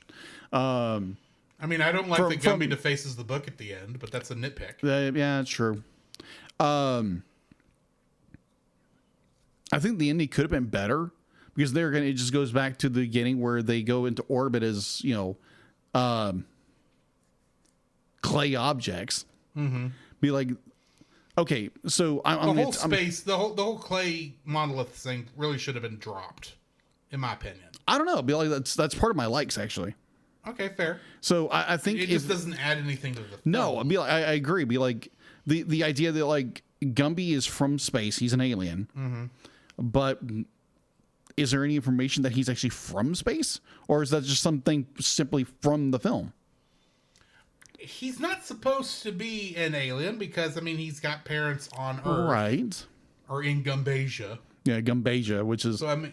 There's books on him the entire time. Right. So, I mean, he's not technically an alien per se. Just apparently he just goes out to space and just for funsies. That part, the whole thing with the monoliths doesn't make sense to me why they did it, other than Fair. To relate, as we're making a movie, so we're making a movie reference, and because in the beginning of the television show we have the characters come out of clay blocks, that's the connection. I get it, but at the same time, it's like you need to make a good film first and then do the fun stuff. I can see where they wanted to do this very epic opening. They want to do this very epic ending. But at the same time, it's just you're just redoing everything, just reversing it. Yeah, that's all you're doing. And again, when you don't have context of what's going on, you are completely, utterly clueless. You were left wondering in a field what's going on. So yeah, it's I'm going to tie it into the ending of it, but it's just more. It's like you could have done so much more with the ending, where it's because it's just more that Gumby comes into the world, he does a great deed, then he leaves. It just really makes no sense. Again, over and over again, this movie makes no sense. It, like, from a logistical, from a plot development, from a writing standpoint. And again, I understand these people, this was their passion, this is their baby, this is their IP, and they wanted to do something with it, and they did it. It didn't work, but at least they tried. Yeah. So yeah, this movie again, over and over and over, and just to reiterate my point, this movie makes no sense. Agreed. But now that we've finished our dislikes, it's actually time to talk about what we did like about this film. Yes. And I'm going to start off with the easy one, the animation. The animation in this is beautiful. Yeah. It's very well done claymation, and this is probably like the last major claymation thing actually made. Which, for those who don't know why I keep calling it claymation, not stop motion, is claymation is just a bit different in that the clay, you do a lot more with it to do stuff. It is entirely a different feel, and it's actually much more expensive than standard stop motion to do. So yeah, this is probably one of the last major claymation feature to ever be made. Fair. Which is scary to think about. Yes. But the claymation here is done beautifully. It looks wonderful. They do a lot of cool things with it. It leads into the surreality of the film, which, granted, that's what the show is supposed to be. It's supposed to be surreal. Does it work for me all the time? No, but at the same time, it looks cool. It looks very artistic. I appreciate what it's doing. I question its need sometimes, but so yeah. My first like for this is the claymation animation. I'm going to bounce off the exact same thing. The animation is beautiful for the time period. It's 95, and again, I thought this was made in the 80s when I first watched this. Obviously, it's not made in 95. Overall, animation is very beautiful. Because if you've ever tried to do claymation, which I've done, it is extremely hard. Yeah. It's very time consuming. And this stop motion photography is already hard enough. Yeah. This is worse. Yes. And I appreciate the artistic measure of what they do with this film. And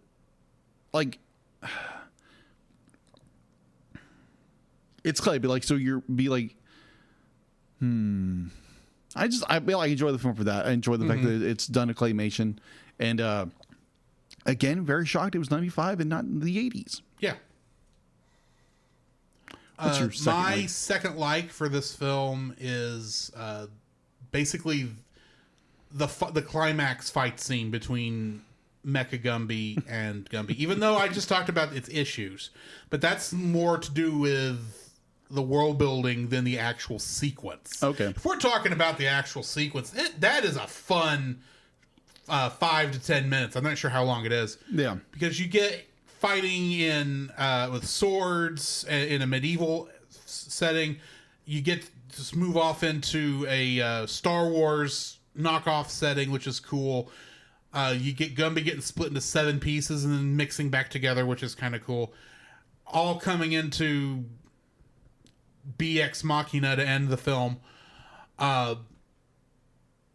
It's a very cool sequence, and I really enjoyed it, to be honest, and I felt like that's really what the movie was building towards.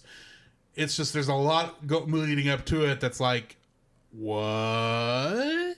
So yeah, the climax sequence fight between Gumby and Mecha Gumby is my second like. What's your second? My second, like, I teased it up in my dislikes. The opening, I enjoy the opening for different reasons, because you have this, very space opera, 2001: A Space Odyssey, which I haven't seen, but I've seen, multiple things like Star Wars and a whole bunch of Yeah. It has that vibe, and it's okay. This is kind of a cool opening. There again, I didn't know it was the Gumby opening they were reviewing. I was like, okay, this is kind of cool. I was like, where's this going? And then it just derails once you get into Gumby Land. Mm-hmm. It's like, what in the world? But I thought the opening was very cool. I had no idea what was going on, but I enjoyed it for the 2 minutes it was on film. Mm-hmm. And I was like, okay, that's kind of cool. Does it have any plot relevance in the movie? No. It's a cool opening. Yeah. So my third like is a bit of a weird one, I'm going to admit. But it plays into my liking of 60s era cheesy Godzilla films and things of that nature. Oh, fair. Where stuff you wouldn't expect to happen happens, and yet you don't care that it doesn't make sense. More specifically, I'm thinking of from the movie Godzilla versus Hedorah, when Godzilla is able to fly by jumping up in the air and blowing his atomic breath backwards so that he flies backwards in a really weird thing. Or if you look at the one where he's fighting with Jet Jaguar, I forget the name of the movie. Pardon me, Marchand. But the famous scene that's at the beginning of Mystery Science Theater 3000 of the Godzilla kick, where they took the Godzilla suit without anyone in it and had it slide on its tail into the monster. Goofy stuff like that is what I'm referring to. Okay. And the moment in this film that does it for me is when Goo flies. Oh, God. Because I was not expecting it. No. She just looks like a normal girl. And all of a sudden, or as normal a clay girl as a blue blob of clay with yellow hair can. And then she's flying like an airplane. It's like, that is cool that a clay creature can do that. Gumby needs to do that too. And she's the only one that ever does it. And then she's spitting out blue balls. Of something. Blue goo balls. We'd assume water. Maybe it's just that's her ammunition. She's pulling it from her clay body. I don't know. But it was one of those moments just like, oh, I don't care anymore about whether or not this makes sense. This is just fun and stupid. Yeah. I enjoy that because it was one of those things that came out of nowhere. I wasn't expecting it. It was one of those like, ho! I bet you blockheads won't be able to get away from that. Ha! Yeah. And then I didn't care anymore. Flying mermaids, because I didn't realize she was a mermaid at the time. Now that I know that she's technically a mermaid, that makes it weirder and funnier to me for some reason. Okay. So yeah, Flying Goo Mermaid is my third like for this film. Okay. So my third final like of this film, it's going to be its third act. because this third act is like where all the good parts of this film is. Be like you have Gumby fighting his evil clone. You have like basically all the action of the film is in the third act, because you have the first and third act are the most boring things on the planet to watch. To me, anyway. Be like, I didn't like it. Be like, it was kind of boring. It drug out too much, and it made no sense. And then you have this. Oh, we got to fight the clones. We got to get back to the studio, which is a barn. We got to broadcast and make television and videotapes, and it's like, okay, because apparently Gumby's popular enough. They're going to be like, oh, we're going to do this. He's Gumby. I'm aware. He's a clay god among men. Apparently, because he comes from freaking space. He's the clay messiah. Oh my gosh, you're getting thoughts in my head I want to draw. Let's not. Maybe I'll just torture him with it. It's like, here, Saturday. Fwah! It's like, shouldn't you be drawing misshapen children that believe in Santa? Oh. You'll discover next week. Oh my. On the 2 episodes from now. Oh, got it. Roger. Oh my word. I love how you say that when we're dealing with clone clankers.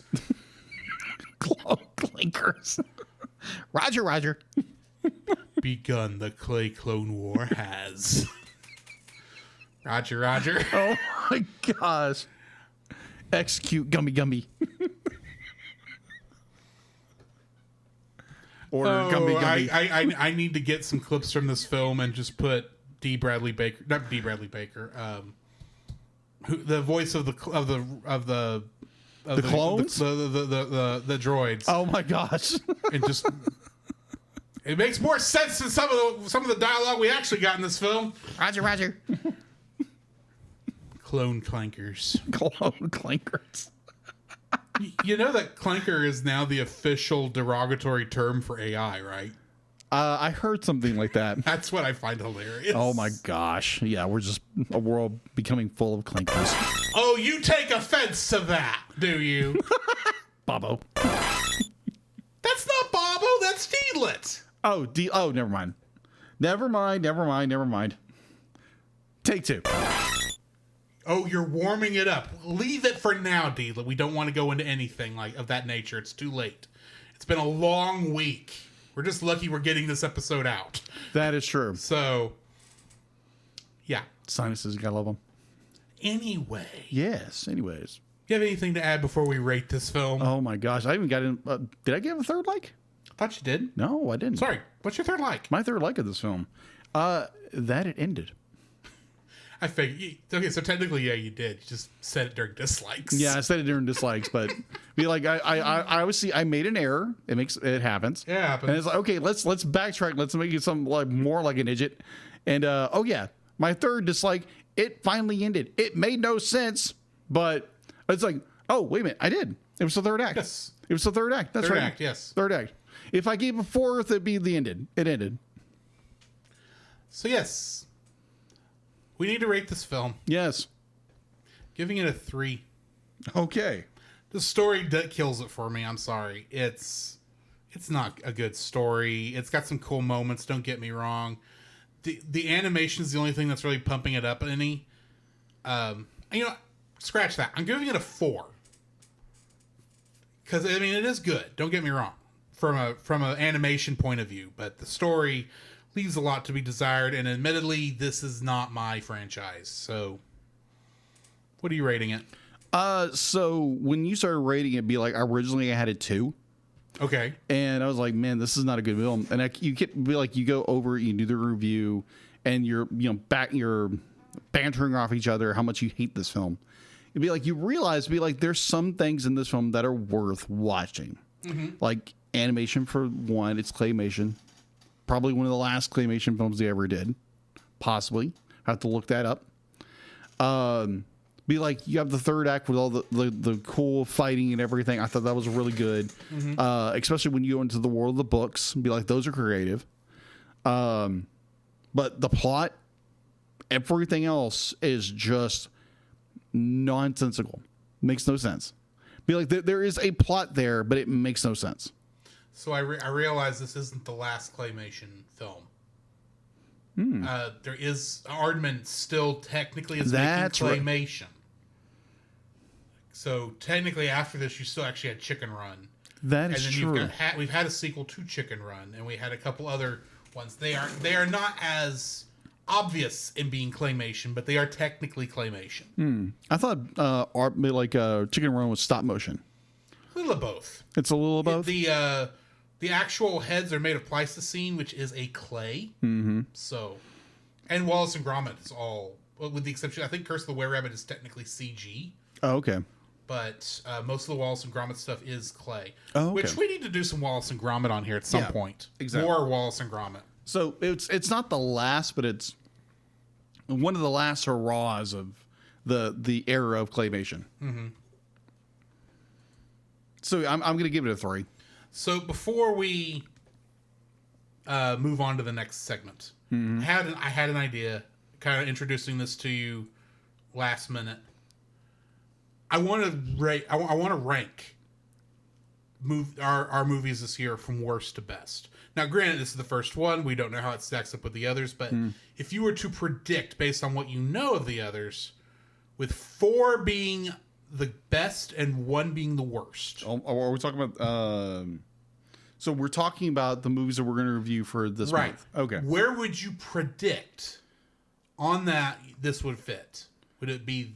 Is it the best? Would it be the best of the 4, or is it the worst of the 4, or somewhere in between? Oh my gosh, that is hard to, because I've seen images from the next movie we're reviewing, which we're reviewing on Friday.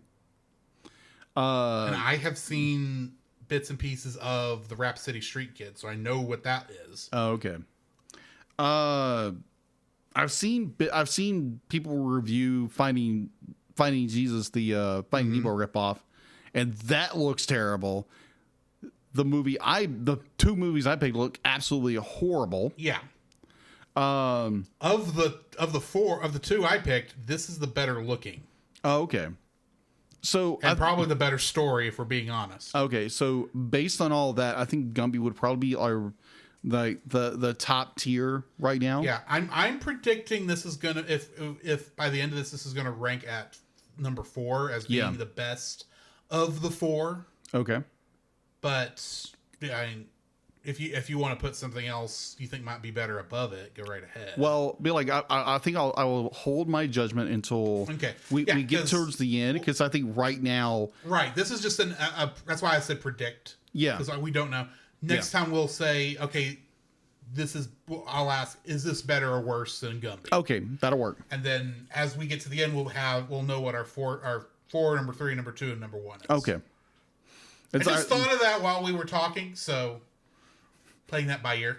I would playfully say it's like, okay, they're all top 4. Be like the bottom tier 4s. There's nothing else above that. It's just 4.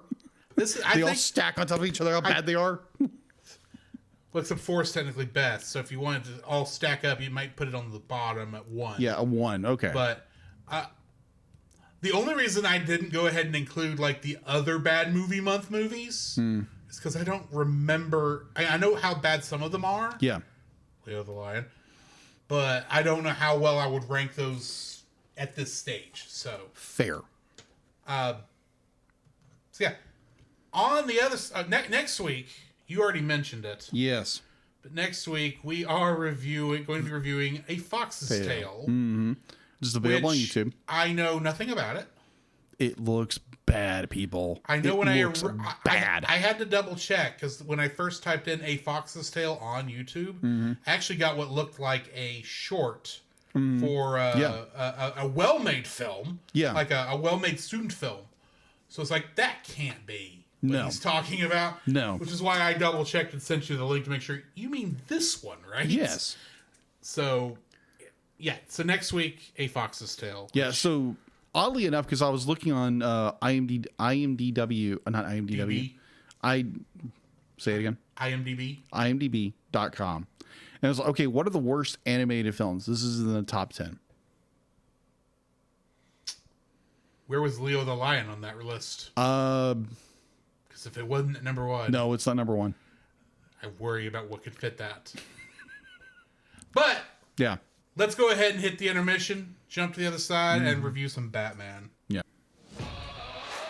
This podcast is a proud member of Culture Box. Whether you enjoy geeky reviews, comedy, or original fiction, you can open up the Culture Box and find something excellent for your soul. Point your web browser to culturebox.media. This week, we suggest checking out Henshin Power V3. Do you enjoy transforming superheroes? Do you need more Henshin Power? Then you need Henshin Power V3 right now. Henshin Power V3 is a podcast where three friends have 3 minutes to talk about tokusatsu. Join hosts Nathan the Subro Marchand, Chris Sentai Guy Reiner, and Jake the Metal Dawn Hambrick as they tackle 5 to 10 episodes of a TV series each episode, live action or animated, that feature a transforming superhero like Kamen Rider or Super Sentai / Power Rangers, but like Ultraman. But like Ultraman, they only have 3 minutes to discuss each episode. They also have engaging thematic discussions and go on epic rant masters, like you heard tonight, when something truly annoys them. Then they give awards for stuff like best fight scene or craziest what the Henshin moments. So if you're ready for a Henshin credible time, watch your favorite podcatcher for Henshin Power V3 or go to henshinpowerv3.podbean.com. The Cellcast would also like to thank the following patrons: Ashley and Francisco Ruiz, Thanks, Roy. PaulJPowers.com, The Monster Island Film Vault, Thanks, Nate. and I believe Artsy Steph is still one of our patrons. Yay, Artsy. So thank y'all for supporting us. If you would like to have your name shouted out on the show, some special art from Jacob, or uncut episodes, you can donate to us at the $5 level in order to get all that over on Patreon. Or for an additional $5, you can force us to review something within reason. Bobo. And you can appear on that episode if you so desire. So please go donate to us on Patreon. Also, check out our Redbubble store for merch and such, t-shirts, stickers, all that sort of things. Yes. And lastly, check out, when Jacob returns to streaming, check out his stuff over at Like an Artist. And then check out me on our regular streaming channels for me playing Dragon Quest III HD 2D Remake. So, go do that. Yeah.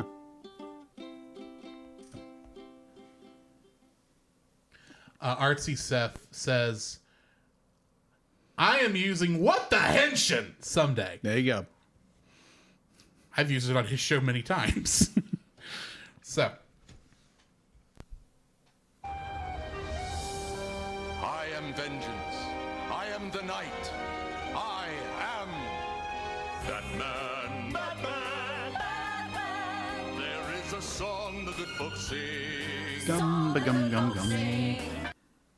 Harley and Ivy. Yes. Love Technically the final episode of season 2 or season 1, depending on which list you're looking at, or 3/4 of the way through season 1 on some other list. Yeah. That I don't understand. This isn't confusing at all, people. Yeah. That's been the biggest headache of this whole thing, is there's 5 different lists. But anyway, this episode first aired January 18th, 1993. It is broadcast episode 56, production episode 56, broadcast episode number 47. And it was directed by Boyd Kirkland and written by Paul Dini. Yes. In this episode, after a failed heist, a frustrated Joker boots Harley Quinn from his gang, and in an attempt to prove her worth to the Clown Prince of Crime, Harley goes solo for her own crimes. The path eventually leads her to form a partnership with fellow criminal Poison Ivy. The success of Harley and Ivy as the new Queens of Crime doesn't go unnoticed by the Joker or Batman, both of whom set out to stop the amazing duo for their own personal reasons. Little do they know, no man can stop Harley and Ivy. Poetic. Trivia for this episode. This is Arlene Sorkin, the voice of Harley Quinn. It's her favorite episode. Oh, okay. The friendship of Harley Quinn and Poison Ivy proved to be such a popular addition to the animated continuity, it was also adapted into the comic books continuity. In different ways. The 3 frat boys that harass Harley Quinn and Poison Ivy at the stoplight are producers Bruce Timm, incorrectly given red hair, Eric Radomski, and background supervisor Ted Blackman. Ah. During the initial airing of the episode, the Joker refers to Harley Quinn and Poison Ivy as Busy Little Beavers. It was changed to Busy Little Bees during later airings. The original line actually made it in, but the staff decided they'd gone too far and chose to alter it at the last minute. Yeah. Poison Ivy injects Harley Quinn with a toxin antidote to allow her to stay on the toxic waste dump. Later, in later episodes, this is found to have also increased her strength and stamina. Because of this, she's able to survive greater falls that she will suffer later in the episodes Mad Love and in Batman Beyond: Return of the Joker. Yes. Love that film. Put that in theaters, Warner. Just saying. Poison Ivy's natural immunity to poisons, first referenced in Almost Got Him, is shown to include Joker's gas in this episode. True. Ivy saying to Harley, "This could be the beginning of a beautiful friendship," is a reference to the famous quote, "Louis, I think this is the beginning of a beautiful friendship," from Casablanca, 1942. And this is the first appearance of Harley Quinn without her costume and makeup. Throughout the majority of the film. With the exception of the early episode where she gave the subpoena to Harvey Bullock. It was a small subpoena. Yeah. Very. But she was in disguise at the time. This is her disguiseless. Yeah. She doesn't appear in her classic outfit, like when she's booted out of Joker's gang. Lastly, the number plate on Poison Ivy's car says Rosebud on it. Both a part of the plant theme as well as a reference to the 1941 classic film Citizen Kane.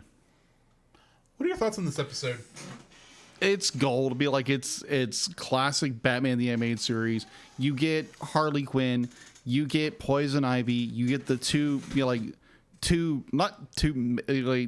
main villain female leads, and they get to do their thing, and I really enjoy it because they kind of just like wreck shop over everything. And the most ironic of things is they be like, oh, I can't remember her name, the lieutenant. The lieutenant to be like she's the female lieutenant. I can't remember her name either. I know. I want to say it's Sanchez, but it's not. No, it's something else. But either or, it'd be like we are sprinkled in little things. What's going to happen at the very end of the episode? Yeah, and it's very well done. It's the fact to be like, ironically, that Ivy says, "Be like, no man can catch us, no one can defeat us," and they get busted by a female cop. I was like, okay, that's poetic. It's beautifully done, and was originally done by J.R.R. Tolkien. Yes, in Lord of the Rings. Yes, agreed. It was when the Witch King says, "No man can defeat me," and Eowyn of Rohan takes her helmet off and says, "I am no man," and stabs him in the gut. Yes. I think it was Eowyn. I think it was Eowyn. I think so. I haven't read the books yet, but I've seen the film. Montoya, thank you, Artsy Steph. Oh yeah, it is Montoya. Thank you very much, Artsy. That's another character was created, I think, for this show. Yeah, she was, and then they integrated her into continuity, and now she's the Question. Oh, that's right. Or at least she was. I don't know if she's still is. she became the Question at one point. But yeah, it's a brilliant episode. Like the writer, sorry, of this episode, Paul Dini. Yeah, because Paul Dini be like anytime he is writing this thing, it's gonna be freaking gold. Because they're gonna be like, you have Harley, who's in an abusive relationship with Mr. J or Joker. Puddin'. It's like, oh my gosh. Be like, girl, be like, I'm sorry, but like, you have Stockholm syndrome. Be like, you have sucked on way too much Joker gas. And yeah. Be like, it's great she kind of breaks away from him, but she's still hooked on him. It's like, because it's more because she makes that fatal phone call that Joker records, and he's able to track her down. And obviously, be like, Joker wouldn't be like, he'd be immune to everything because he's a freaking psychopath, but his goons aren't. I love that. I love that. Be like, it has this very, kind of a cat and mouse thing, but like, it's more Harley's doing her own thing, which is kind of reminiscent of to me, not a very good film that came out of the DCU. One we had to review for Movie of the Week podcast. That's right. We had to review that for Movie of the Week. I assume you're talking about Birds of Prey or the fantabulous emancipation of one Harley Quinn. Yeah, or the Harley Quinn film. Is basically the Harley Quinn That's film. basically what it was. Be like, just name it the Harley Quinn film. Don't give this really long, stupid title. But yeah, it kind of reminded me of that, but this is far better because it's better written. Just saying, because I know a lot of people love it. I didn't like it. I thought it was not a very well done film. But overall, I really enjoyed this up because Paul Dini, he's a genius when it comes to writing. Definitely comic books.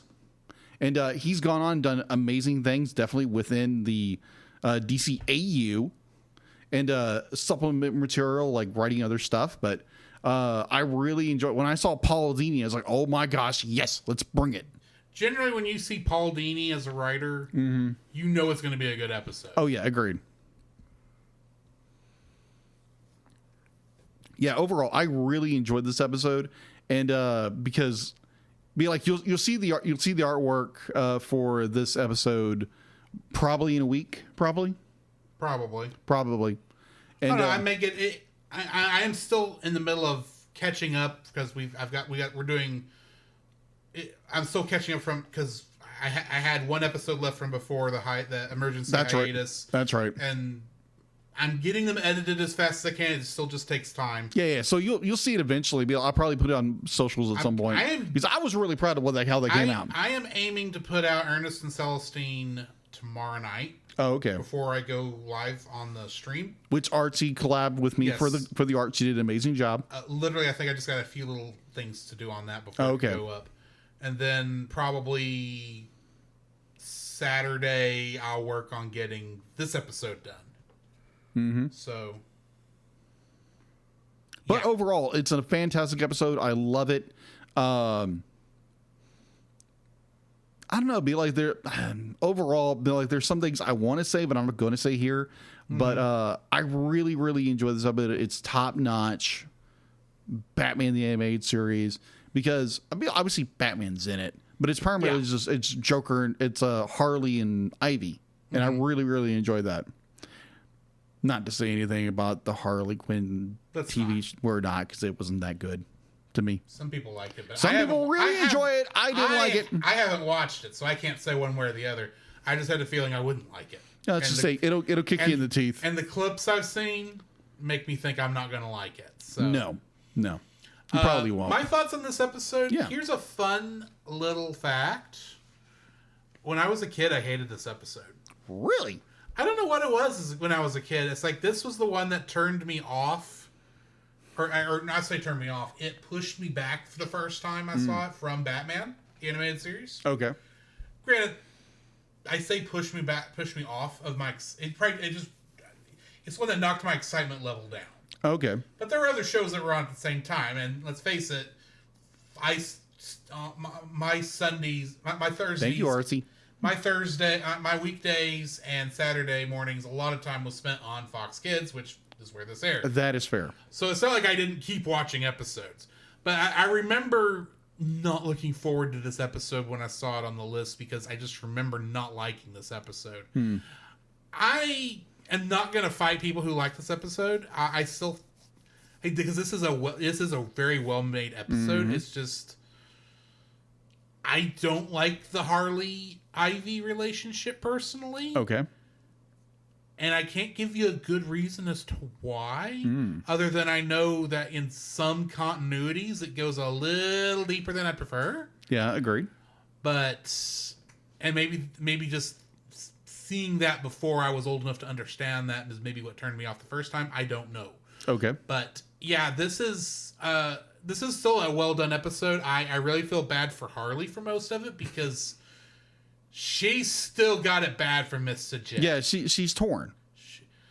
But at the same time, she knows she's in a bad relationship. I mean, she is still a therapist. Yes. Certified therapist. Yeah, she diagnosed herself, so she's probably well aware that this is unhealthy, but she doesn't care. So I feel sorry for her in that sense.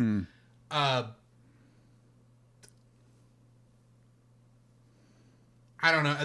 It's not a bad episode. It's just not one of my favorites. It's not one of your. Okay, so let's deep dive. It is well written. Do not get me wrong. Well, okay. There's nothing in terms of quality that makes me come off of it, other than I just don't like it. Okay, so can we deep dive that for a second, just for one second? So this was made in '93. Yeah. So I would have been 7. You've been 7 years old. So my thought was, now correct me if I'm wrong. Please correct me if I'm wrong. If I'm wrong, please let me know. Okay. So I'm thinking 7 years old, be like it's a girl episode. Yeah. So I'm thinking like, okay, there could be it could be. It could be a little bit of, it's a girl-centric episode. I didn't sign up for a girl-centric episode of Batman. That doesn't seem to fit. Why would you do that? And I will admit, at the time, like anything that was girly, I kind of stayed away from, because that just wasn't what I watched. Right. And girls at that age, cooties, no. Cooties, yeah. Cooties, no, get away from it. It's that sort of thought process. Right. And I'll admit that's probably what put the bad taste in my mouth originally. And that's what it comes down to, is I just have a bad taste in my mouth from when I first saw this as a kid. Okay. And it's stuck with me. Okay, that's what I thought. I wanted to just diagnose it. It is not... me not liking this episode is completely unfair for the quality of the episode and for a review, because it's not a objective thought on it. Because objectively, it's a well-made episode. It's well-written. It's a good episode. Mm-hmm. I just don't like it. Okay, fair enough. That's what it comes down to. I just don't like it. I don't have to have... It's an irrational not like. That is fair. I don't hate it. I just don't like it. And that is completely, utterly fair. Yeah. So why don't we go on to the next one, which is a little more interesting to me, though not as well written. All right. Blind as a Bat. First aired February 22nd, 1993. It is production episode 59, broadcast episode 54. Yes. It was directed by Dan Reba and written by Len Wein and Mike Underwood. Okay. In this episode, in the course of stealing a high-tech military aircraft called the Raven, the Penguin injures Bruce Wayne, causing temporary blindness. But Batman refuses to sit back while the Penguin holds the city hostage and dons an experimental headset that will allow him to see while the battery holds out. In an intense sky battle that ends with a crash landing, Batman manages to foil the Penguin's scheme, but his faltering gear leaves him blind once more, attempting to hear his way through a violent confrontation with a muscle-bound goon and ultimately the Foul Fiend himself. Getting into the cast for this one, fun fact, it's the same goons and the same actors playing those goons as in The Mechanic. Oh, okay. Trivia for this episode. This is the final episode in which the Penguin is the main antagonist. Boy, he really did not have a lot of antagonistic roles in this show. You notice that? What was that? Sorry? This is the final episode where the Penguin's the antagonist. Oh, okay. Think about it. The first episode was I've got Batman in my basement, in which he was a chump in that one. Yeah, so he's very much a chump. He was. Yeah, he was. The second one was a lot better. I don't remember which one it was, but it was a lot better. Okay. Then there was The Mechanic, and then this episode. That is fair. He doesn't really get a lot of villain episodes. He did have that one episode where he partnered up with Joker and Two-Face to bid against Batman's identity. Okay. But, yeah. After this episode, after the season, when the revamp emerged, Penguin became reformed, although Batman occasionally questioned him about other crimes of which he had knowledge. In this episode, Penguin deduces that the Batwing must carry a cloaking device identical to the Raven's, but somehow doesn't know to make the connection between Wayne Enterprises and Batman. They never do. Lastly, Diana Muldaur and John Delancey were cast members on Star Trek The Next Generation. Okay. Delancey was the recurring antagonist Q. Oh, okay. And Muldaur replaced Dr. Beverly Crusher in Season 2 as Dr. Pulaski. Of course. During the series run, Mulder and Delancey's respective characters never encountered one another. Additionally, Delancey appeared when Arlene Sorkin, who played Harley Quinn in the last episode, played against her in the soap opera Days of Our Lives. Oh, okay. What are your thoughts on this episode? This will be like, I love the fact to be like, you can be like, you put Batman in a different situation where he can no longer use the sight, so he has to use his other senses. And obviously he's using tech the first in order to continue his crusade. But when that fails, he has to rely on his other senses. Yes. And be like, and again, a guy who had trained for 10 years to hone every sense of his body, it would make sense that by the end of it, he would tune into his other senses and become kind of a daredevil kind of like character that is able to predict what's going on just by sound. Yeah. And I love the fact, the pun of blind as a bat. I love that. Of just the role of, you know, the what's the word I'm looking for? Not the pun of the word, but more of the what is that? What is that word? Word. Illusion? Yeah, more the illusion of the word. I love that.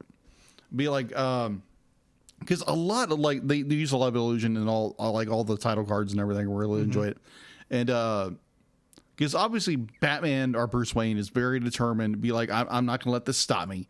Be like, I'm going to use this technology that he gets. What's her name? I'm terrible with names. Pulaski is the only name that's coming to my mind, but that's not the character's name. No, it's she was in an episode she's in a couple episodes because she's the only doctor that really knows who Bruce Batman Doctor is. Because she was in one just a couple weeks ago. Yes. Anyway, I know you're talking about. Yeah, either or. Because I like when they involve different characters that are in on the Bat Secret. Like it's a good episode. I enjoy it. I'd be like maybe not as much as Harley and Ivy, but it's a good episode. I'd be like you get the Batwing. Like Batwing gets not demolished, but it gets wrecked. Yeah. And I love the idea of like the like he like Batman uses technology. Well, obviously because it's it's the most relatively available thing to him to allow him to see, but at the same time it's more. I keep thinking back to you've trained 10 years. Yeah. To be honed completely 100% with your senses and become this master of everything. But yet you use technology to solve an issue which you could have just done a Daredevil in a way, just honed in his other senses. But be like, I enjoyed the episode overall because he eventually does kind of like start to realize his full potential within his other senses. Yeah. And I really enjoy that aspect of this episode. You? Here's my question. This is the second time that we've had what I would call a form of VR. In this case, it's actually AR because it's augmented reality, not virtual reality. Yeah. And we're still using black and red. Yes. As our main color scheme to denote that it's not the regular one. So it's a virtual boy. Before the virtual boy, which happened last time too. Yes. It's like, why are you predicting that we're going to blind everybody with red and black lights for these graphics? It throws me, but that's what it's doing when you get right down to it. Fair. No, this is a good episode. It is a nice allusion to being for a bat, which technically a bat isn't blind. It's just got very poor eyesight. And he uses a lot more radar than anything. Right. Well, I mean, it's actually when there is light, it actually can see, but because it's mostly a nocturnal creature, it uses the echolocation to really see where it's to keep up where it's going. So Batman using that as a thing is interesting, and of course, it makes sense that he's not going to let something like being blind hold him down. I'm actually kind of surprised in all the training he's done. He's never had to fight with his eyes closed to know where somebody is. Yeah. Especially the ninjutsu training. Yes. Which I need to go back and watch those 2 episodes. Or not, it wasn't ninjutsu training. It was Asian martial arts of some kind. Yeah. but it's the one with it's the 2 episodes where he fights the ninja. Yeah. I need to go back and watch those episodes again because I could have sworn he had to fight without seeing where the ninja was. Yeah, so how is he not able to do it here? Yeah, that makes sense because there are previous episodes where he, has to use a blindfold. He can't use his sense. He can't use his sight. But this one just be like, if in that context, it kind of makes no sense. It's a weird little blip on the continuity radar. But at the same time, this is a good little fun episode. Yes. I did enjoy it. It's maybe not as like you said, it's not as good as Harley and Ivy. Yeah. As much as I did not like Harley and Ivy, I think I may have personally had a little more appreciation for this just because it was cool watching Batman fight blind, and plus Batman with red eyes is kind of cool looking. Mm-hmm. But at the same time, it's not really that well done an episode, and due to the writing. But it is nice that they are using the characters that they should be pulling from for this. Yes, because it makes sense that he wouldn't go to a hospital. They don't want Bruce Wayne being blind to make it on the news. Because then if someone figures out that Batman is also blind, it doesn't take much to put 2 and 2 together. That is true. So there's logical stuff in this, but at the same time, it's like this is a very simple episode. I think is the biggest issue. It's not very deep or complex, and if we're being honest, it's not very action heavy either. This is just like a plain yogurt episode when you get right down to it, which is fine for the most part. It's still better than some of the early ones with some of those, but either way, this is a good little fun episode. Next week we are going to be looking at the Demon's Quest Part 1 and 2, which will put us back on track for going in order again. I've probably mentioned this before, but it's been a long time since I have. Yeah. When I've tried to keep the 2-part episodes on the same episode. Yeah. And sometimes that requires me taking the non-2-part episodes and shuffling them a little. That's why Shadow of the Bat technically takes part 1 and 2 technically took place between Harley and Ivy and Blind as a Bat. Okay. Whereas I think Demon's Quest takes place between his Silicon Soul and Fires from Olympus. If I'm not mistaken, or maybe between Blind as a Bat and I don't quite remember. There's one of these where it actually worked out right. I just don't remember which 2-part episode it was. Fair, but yeah, join us next week for that, along with The Fox's Tale. And thank you for suffering along with us here in Bad Movie Month. We'll be out of it fairly soon. In a month. So join us next week, like we said, for Fox's Tale. You got anything to add before we cut out of here? All I gotta say would be I have a minor surgery coming the 25th of this month, so we are planning to do the episode. It just may play with how we're putting it out. Yeah, be I might be in a different location. I might be in my own apartment. But that shouldn't cause if that's the case, we shouldn't have any issue with actually getting the episode recorded. On the off chance that it's just going to be a no-go, we probably will kill that episode and save it for next year. That's fair. So, but I don't think that's going to be the case. We'll see. Probably. It's going to be, it's all up to my good buddy here. Yeah. How I'm feeling it is. Which, considering the type of surgery it is, from what I understand, it could be in and out and you don't, and it won't wear you out too much, but I don't actually know. Yeah. Either way. Yeah. In the meantime, this has been Drew. This is Jacob. And we'll catch you in the next frame.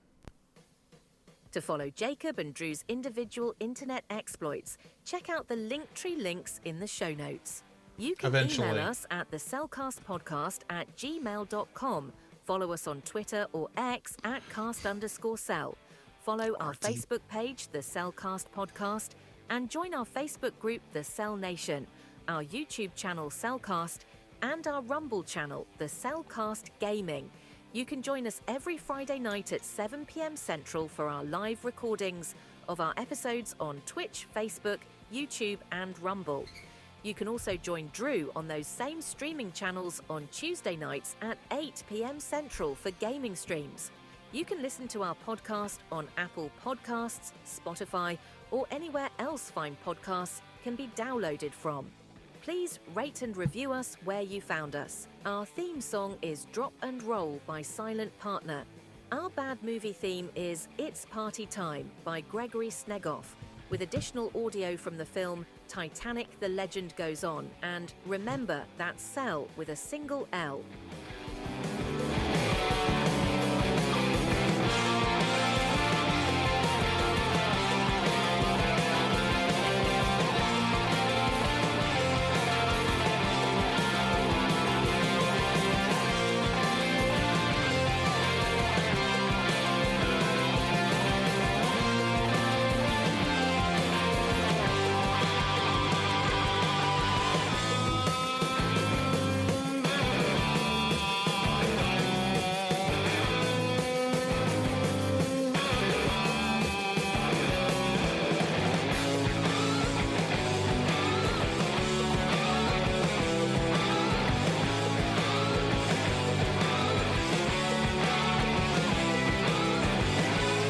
That was simultaneously the most exciting yet worst Farm Aid concert I've ever seen. At least it wasn't as bad as Woodstock 99. I don't know, I wasn't there. It was a train wreck, let's say that.